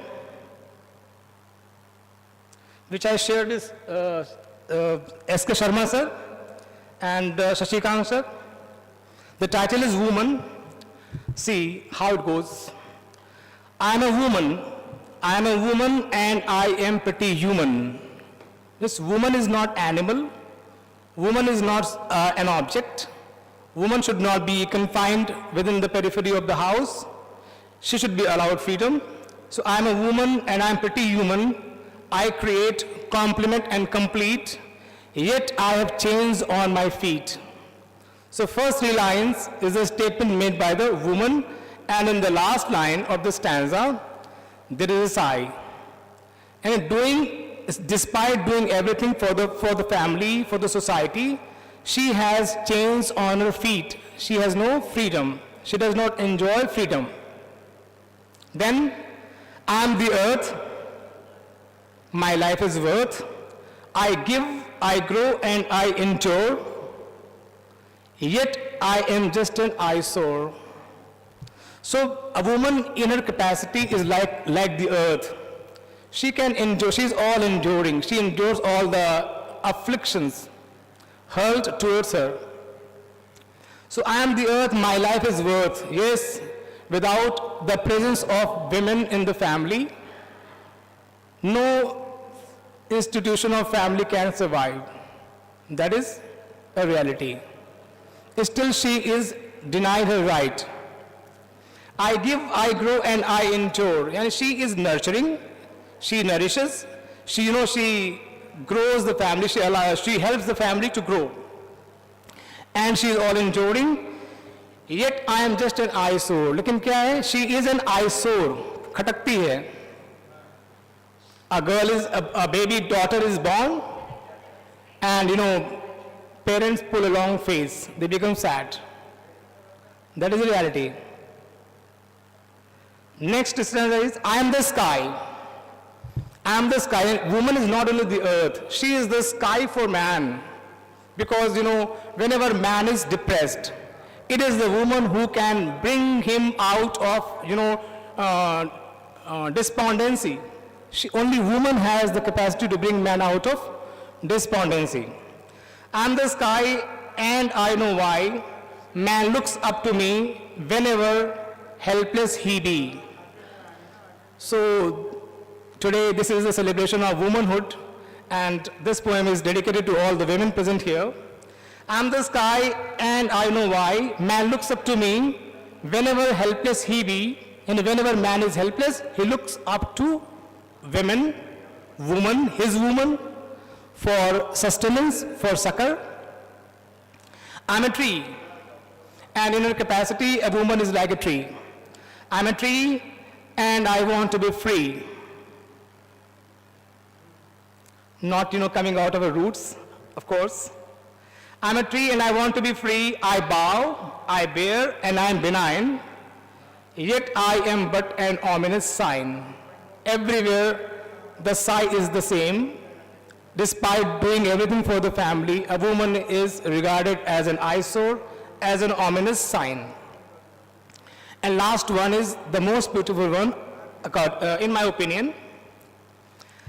I'm a flower, I dig this bar. Woman is the best creation of God. I do agree with sir. In the Bible, it is written that Eve was made from Adam and for Adam, from one of his ribs. But in the Indian mythology, woman perhaps was the first creation of God. Shraddha perhaps, yeah, Shraddha and Manu. So both were there. Both have equal importance for, for this, for the continuity of human species. I am a flower, I dig this bower. I am the glory, I am the grace. Woman is the glory and woman is the grace, yet I am drooping to the base. Yet I am drooping to the base. This flower is drooping to the ground. That's all, thank you.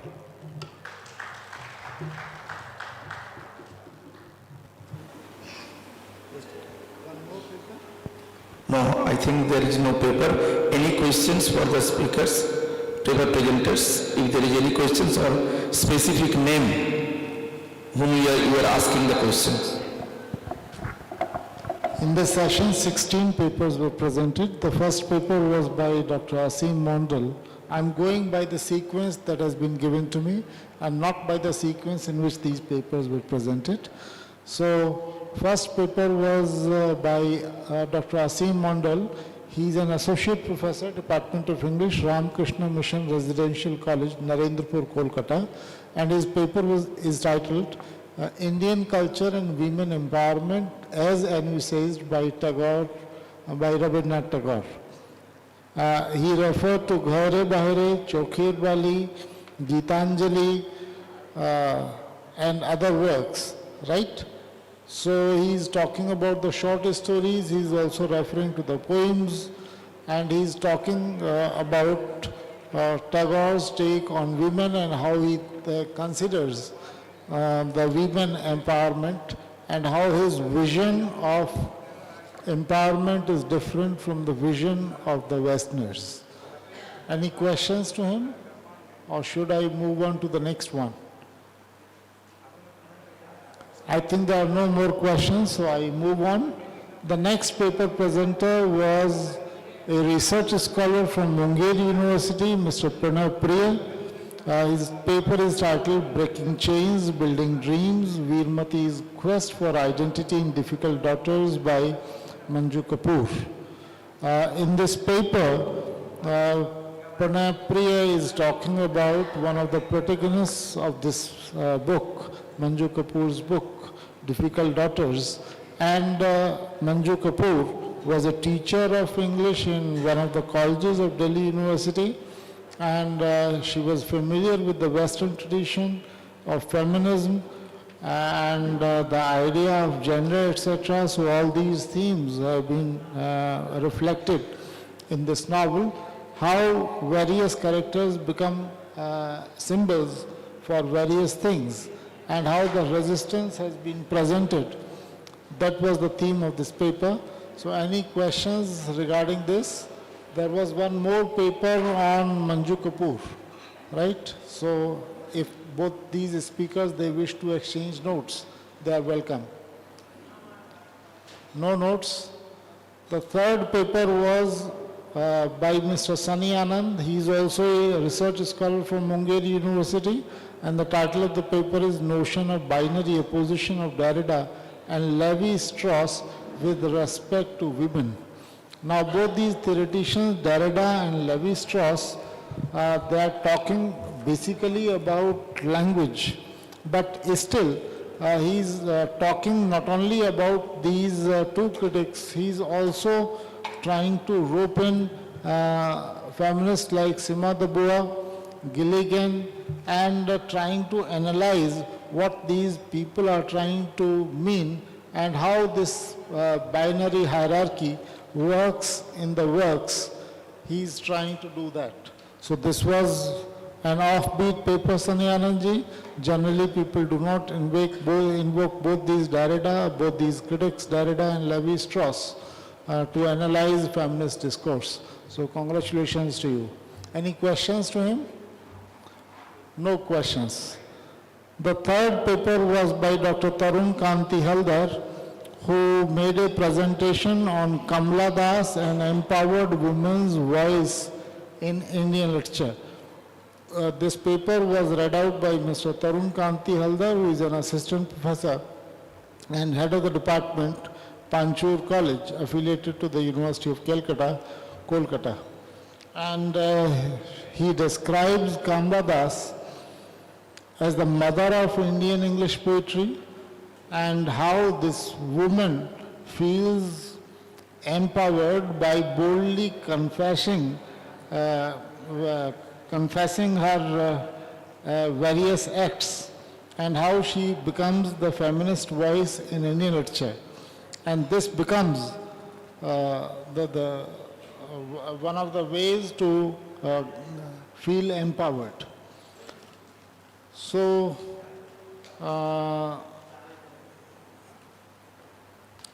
Tarun Kanti Haldar is not only talking about her poetry, but he's also talking about his Kamla Das's autobiography, and talking about the confessional modes and her contribution to feminist literature. And because she is a feminist, according to Dr. Haldar, she is an empowered woman. Any questions? It's a typical Western point of view that unless you talk about your sexuality, you will not be considered empowered. Right? The next paper at serial number 25-31 was by Aanchal Mishra and Dr. Shravan Kumar Mishra. Both these persons, they come from APS University, Rewa, and the title of the paper was Empowering Voices, an Exploration of Women's Participation in Indian Democracy. A large number of students from APS University have come, and they are doing their BA. 7th semester, meaning thereby that they are students pursuing their courses in NEP 2020.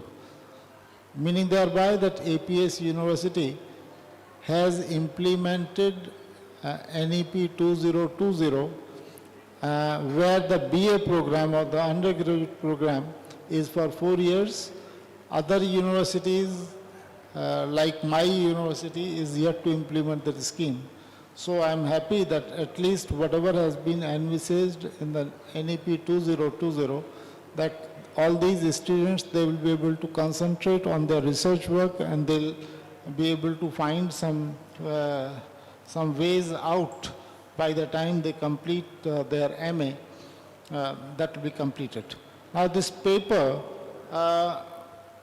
about the title gives you the impression that it is a paper written from the political science perspective, but the paper talks about cinema, how cinema has been talked about, how various films depict all these characters, and characters like Lakshmi Bai of Jhansi, Sarojini Naidu, Savitri Bai Phule, Aruna Asaf Ali, right? Then the second part of the paper is basically talking about actual women, how they are participating in various political activities and becoming a part of the political scene in India. And the last female person these authors talk about happens to be President Draupadi Murmu. And whatever the challenges are there, those challenges are being presented over here. In the morning session, I was referring to the scene in America and the scene in India. And it's not only the scene in India, it's the scene in the entire Southeast Asia, where women are dominating. Whether in Pakistan, it was Benazir Bhutto, or in Bangladesh, these are basically 3 women who have been contesting mainly for power. One of them presently is located in India, the 2 others are still in Bangladesh. Right?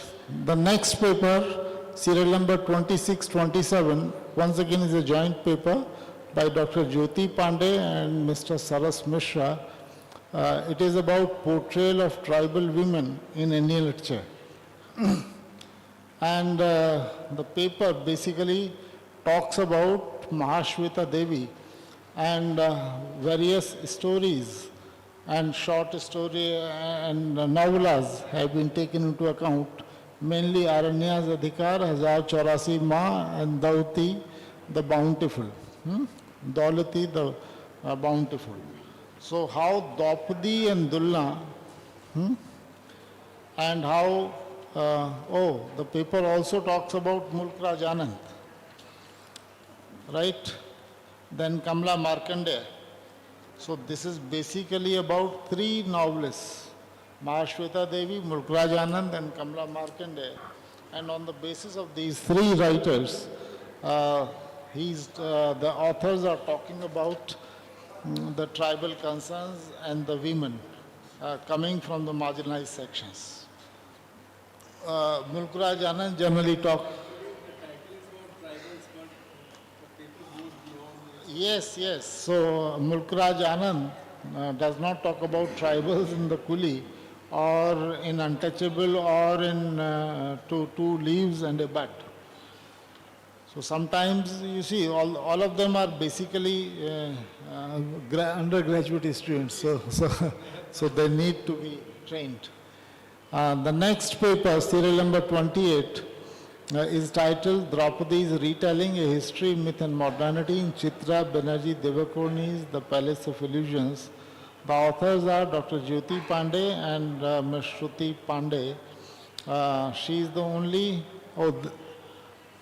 this earlier paper, Saras Mishra was a research scholar, right? So Sarasji, you have to be careful. Whatever is there in the title, the content should be the same. Shruti Pandey also is a postgraduate student.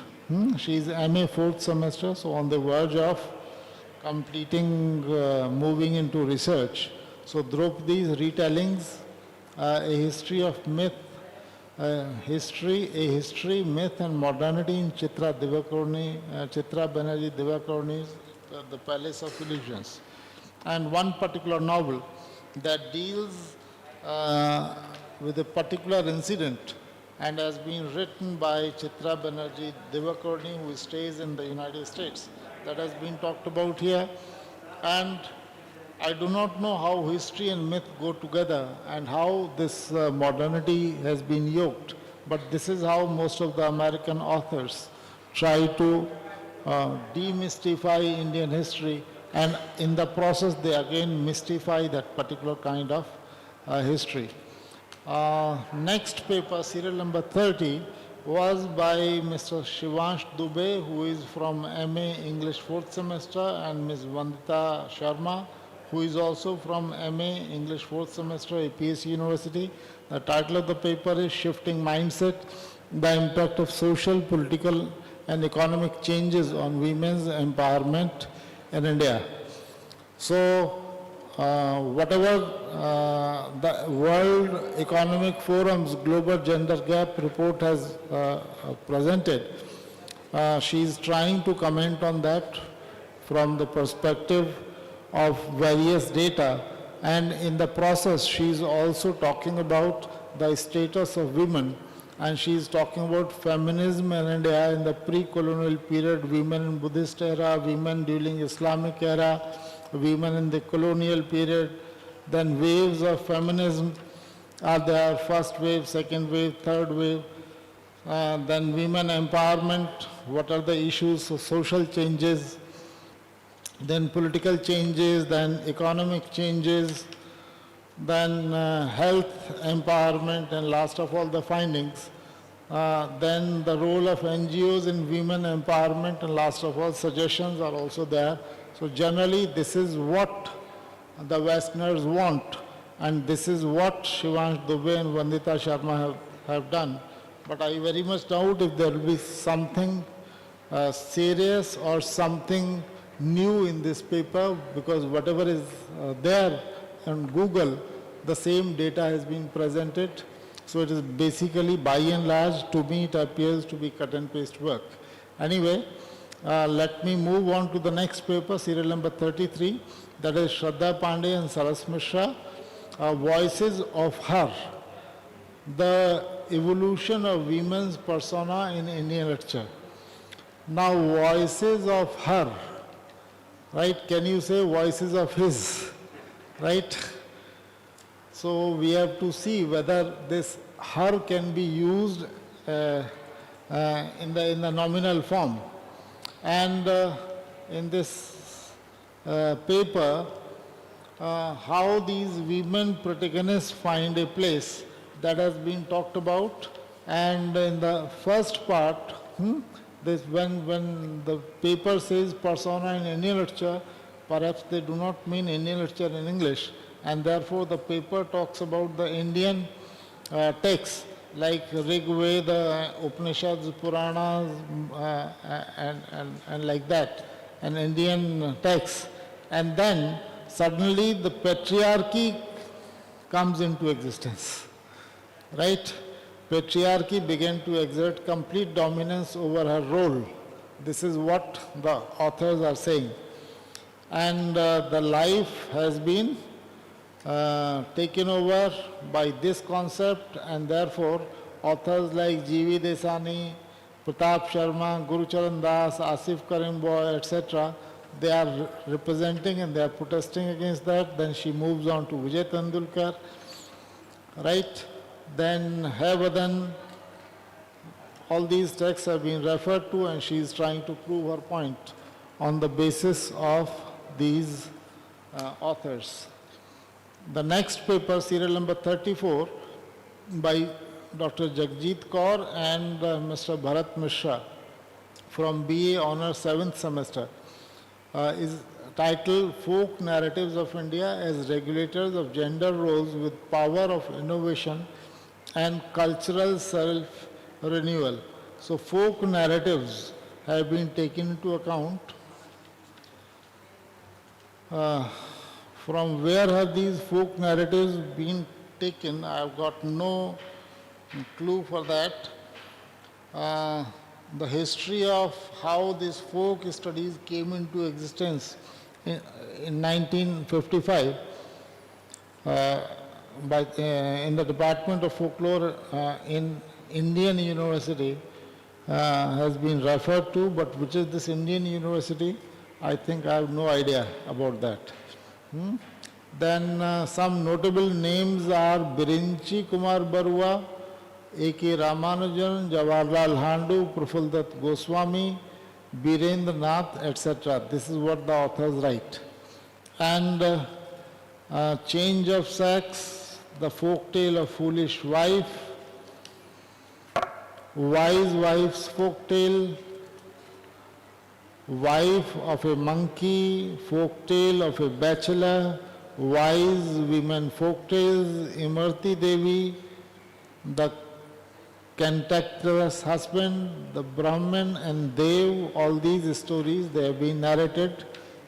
I do not know what is the conclusion that the authors have drawn, because I do not find any paragraph with reference to the conclusion. Serial number 39 is Mr. Sumit. Yes, please.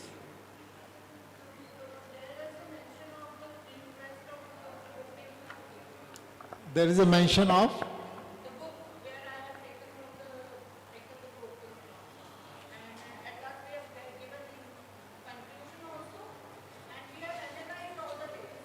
Okay. Okay, I was looking for the heading conclusions, and the conclusion is not there in that sense. I could not identify that conclusion. Yes, these tales have been taken from Nathani's, Sadhana Nathani's In Quest of Indian Folk Tales, Pandit Ram Garib Chaube and William Crook, Orient Black Swan, 2006. And another is Pankaj K. Singh's Representing Woman, Tradition, Legend and Punjabi Drama, published by Indian Institute of Advanced Studies, 2000.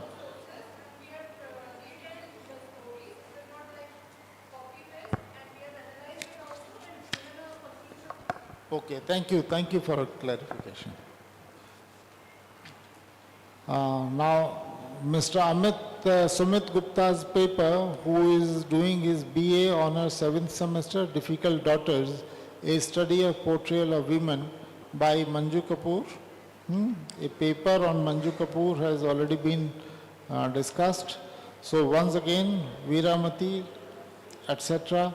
have been discussed. All these women, the issues like love, matrimony, patriarchy, multi-generational female struggles, historical, social context, Veeramati's grapple of autonomy, portrayal of women and difficult women like Veeramati, education as a tool of empowerment, marriage and patriarchies, female solidarity, generational conflict.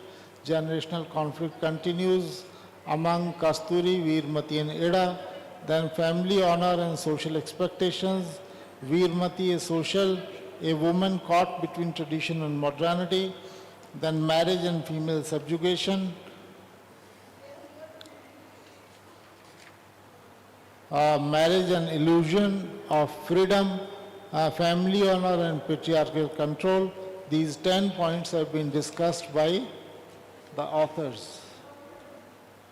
The authors of both these papers on difficult daughters, would they like to exchange their notes? Any questions? No questions? Then serial number 40, Sita. The epitome of courage and resilience happens to be the paper by Ms. Shreya Pandey, who is doing her BA Honours English 7th semester. Gupta Sahib was correcting the pronunciation of the word epitome as epitome, right? So he will correct my pronunciation also. That is not epitome, it is epitome of courage and resilience. So Sita is a character from epic Ramcharitmanas. Sita is also a character from Valmiki's Ramayana.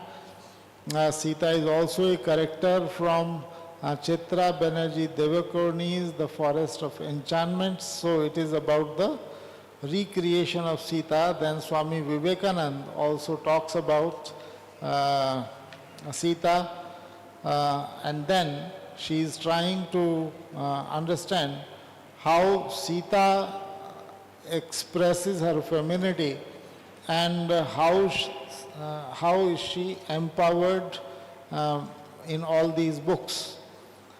If hurriedly, this is what I can see. Maybe certain points have been left out by me. Her story, Women's Role in Shaping Indian History, is a paper by Ms. Shriya Tiwari and Shruti Mishra, both of whom are the students. I do not know of which class. They have not mentioned it. So,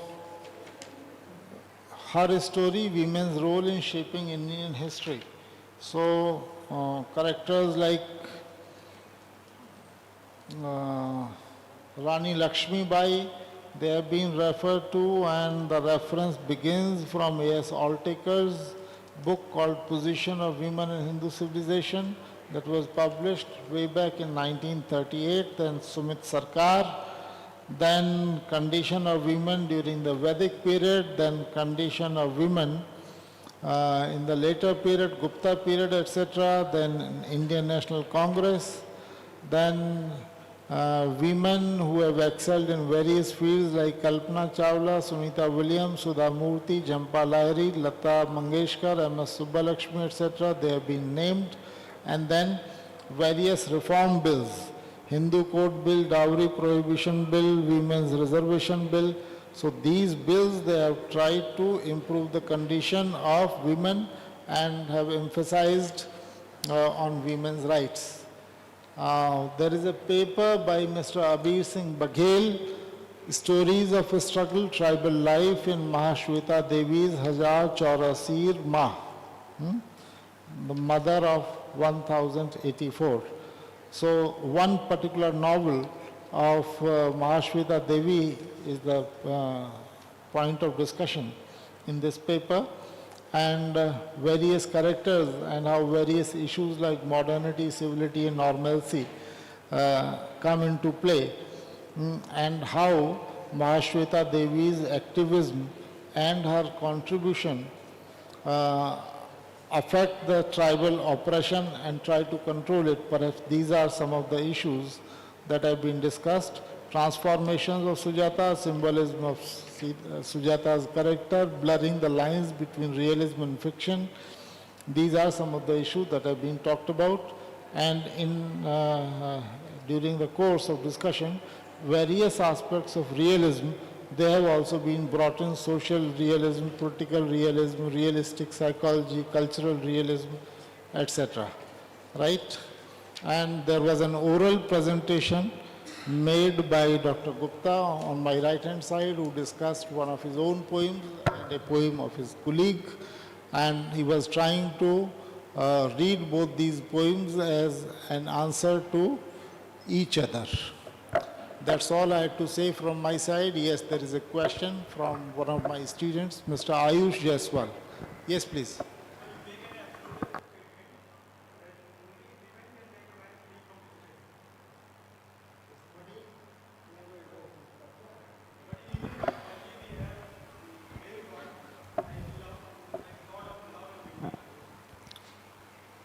Sorry? Repeat your question.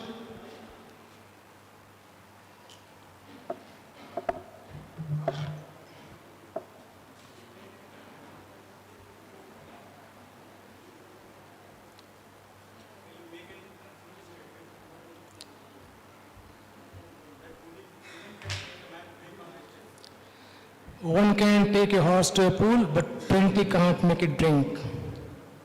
Understand? But we have in Indian mythology, God of love as a male. God? God of love and beauty as Kamdev, as a male. So, What about the so, the concept of why? so you mean to say woman incorporates both the genders?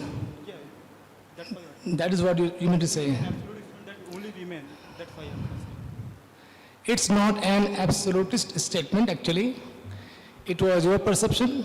It was made only, in the light that women themselves have to stand up for themselves. Only then they can come out of the shackles. They can break the shackles. Okay? Thank you. Any other question? So thank you very much, sir. Would you like to say something?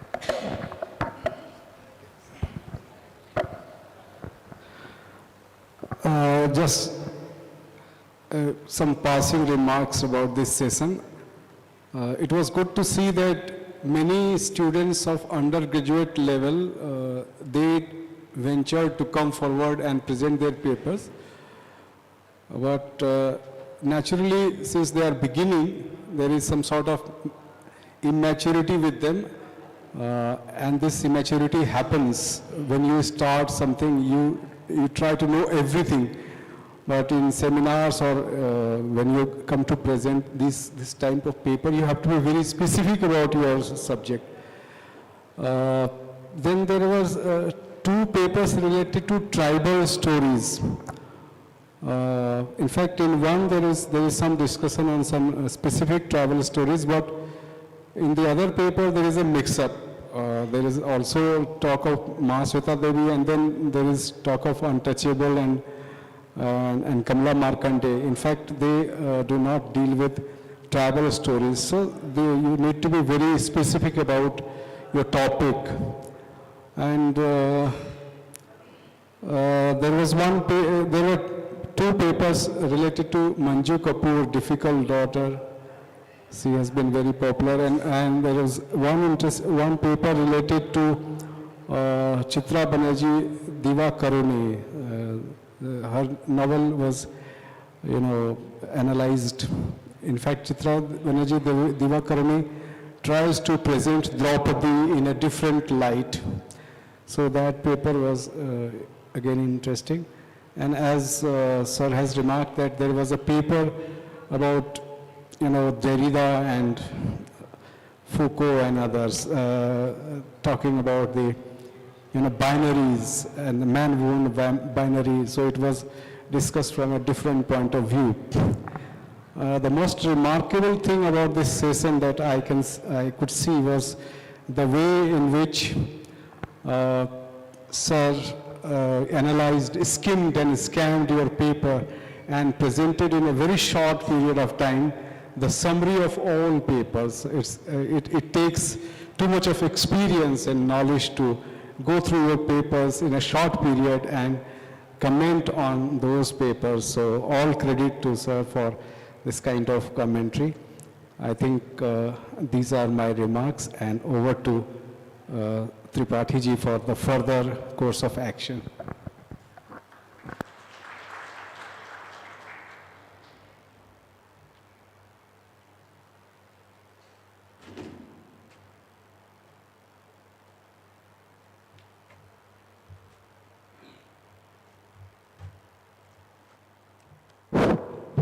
Thank you very much, sir. It is my pleasure to have Professor Sushil Kumar Sharma, sir, and Professor Bhavesh Chand Pandey, sir, with us. Such a wonderful session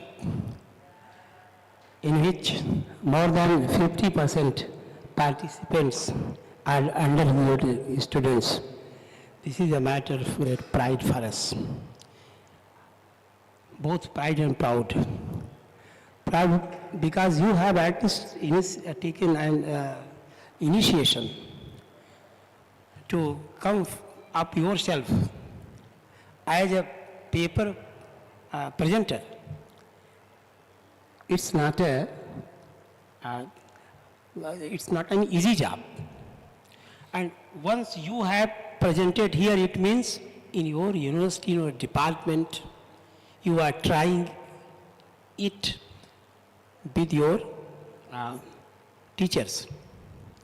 So, first of all, I would like to congratulate those students and those teachers who are also present here, sir. They are present here, sir. One thing I am telling you, the analysis, the critical comments, the evaluation are being made by our experts on the basis of there are more than 42 years of experience of actual life. Whatever comments they are passing, you just try to only remember it, and by and by, when you come to this stage, then you will realize that yes, my professor was very right. Just I was listening some comments that actually you have some misunderstanding. Whatever interpretation is being given here by our experts, you think that he has not read the paper thoroughly or just he has published. No, it's not like that. Only after listening to you and just turning over the pages of your papers, manner of your starting and concluding, he had made assessment in the way that should be made in a national seminar. ऐसा मैंने अभी सुन रहा था इन लोगों इसलिए मैं कह रहा हूँ. So I am very, very grateful to you, sir, Professor Sushil Kumar Sharma, sir, who is not only an academician. If for your kind information, I would like to inform you that his poems are the poem from his heart, from his mind, and from the perspectives of national interest, whether it is youth interest, it is family or the social institutions, the family, life, marriage, patriotism. There are varieties of things. So whatever he experiences, he never hesitates to jot it down on the paper immediately. So please, it is you are lucky, your fortune that he is with you. You just try to learn something from him. And therefore today, there is a session creative writer session, in which 3 great novelist, poet, and essayist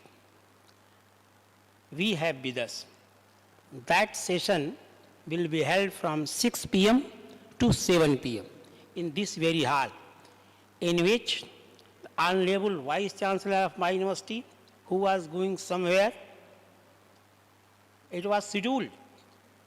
But after listening the insightful talks of our resource persons, speakers, he has postponed his program.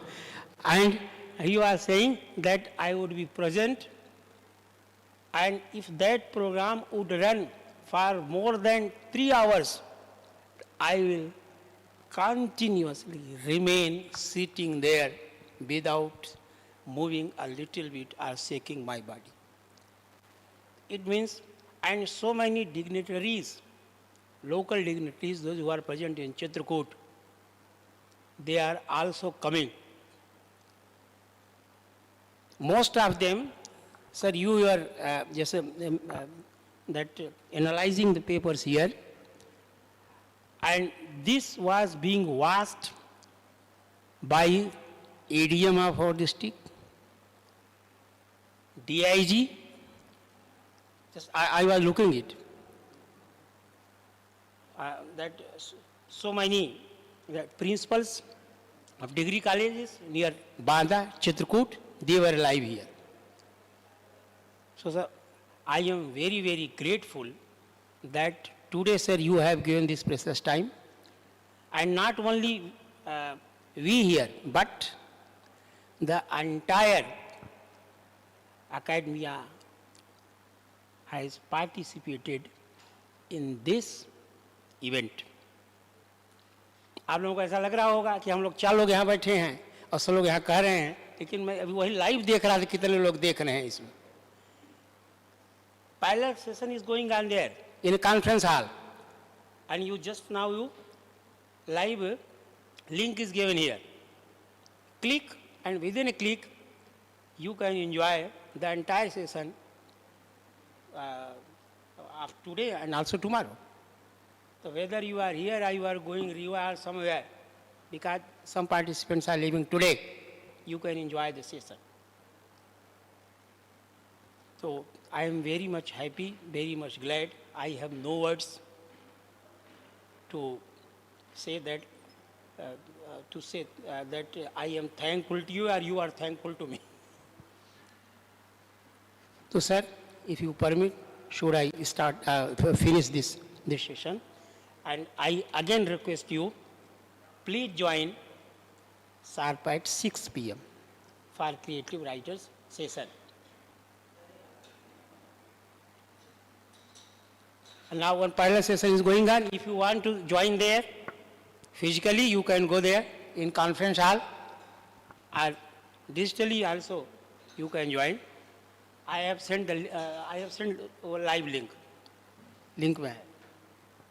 Thank you very much, sir.